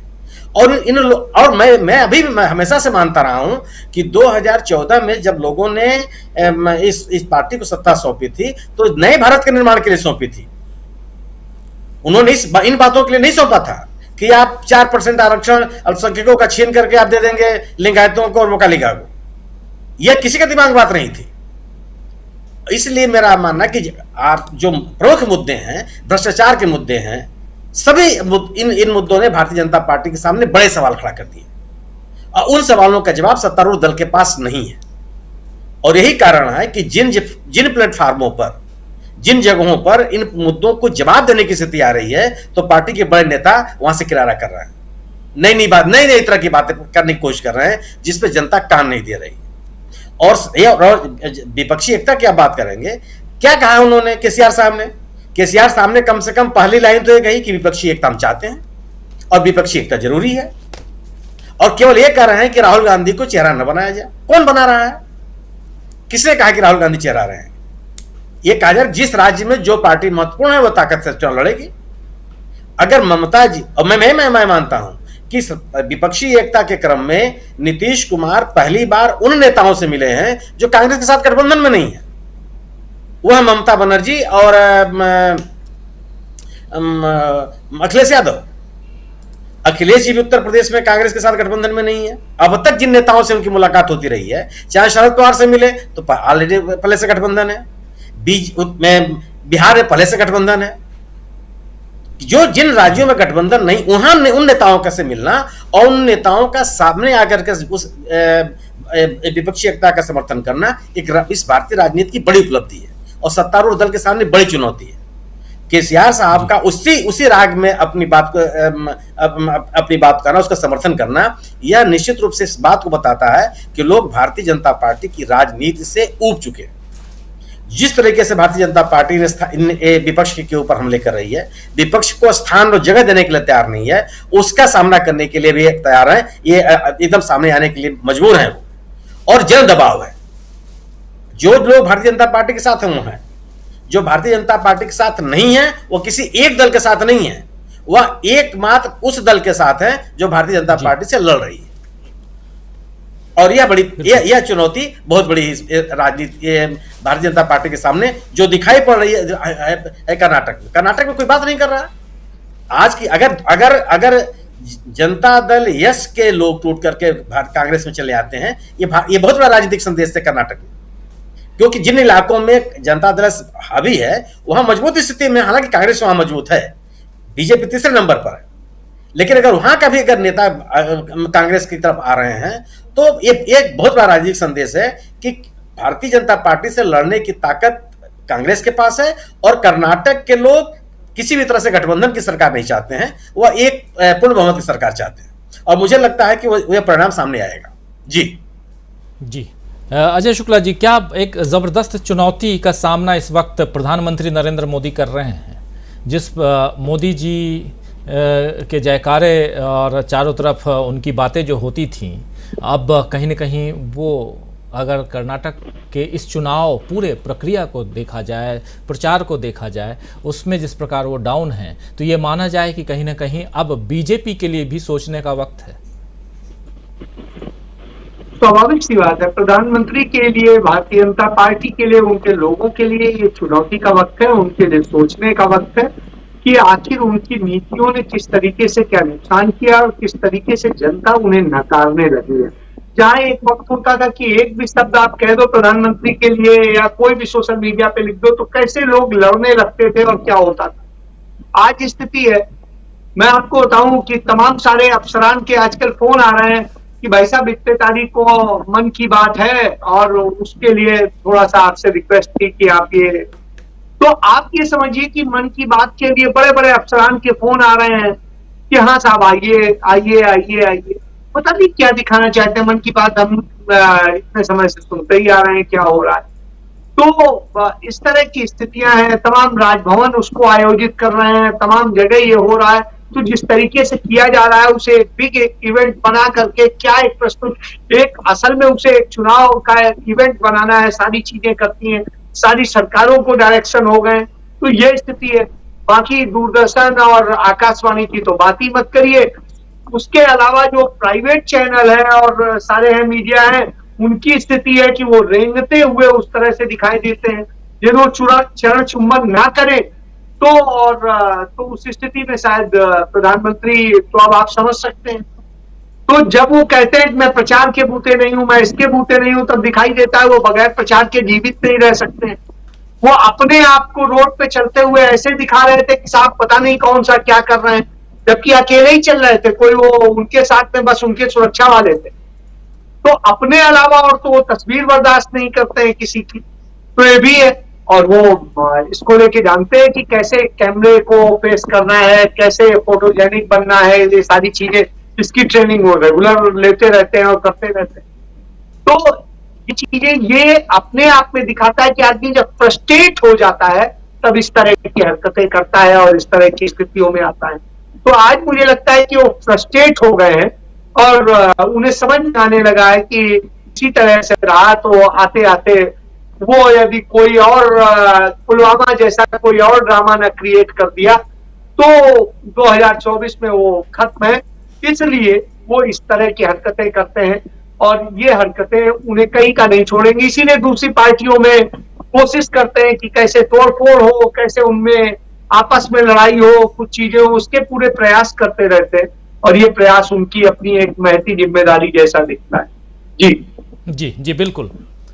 काठ की हांडी बार बार नहीं चढ़ती है, ये कहावत है और बहुत महत्वपूर्ण है इसलिए भी क्योंकि जो बात अभी अजय शुक्ला जी कह रहे हैं कि पुलवामा जैसा अगर कुछ और हो जाए, और यहाँ तो ध्रुवीकरण की राजनीति जो है वहाँ तक पहुँचने की कोशिश और बार बार वहाँ से गिरते हुए दिखाई दे रहे हैं मोदी जी।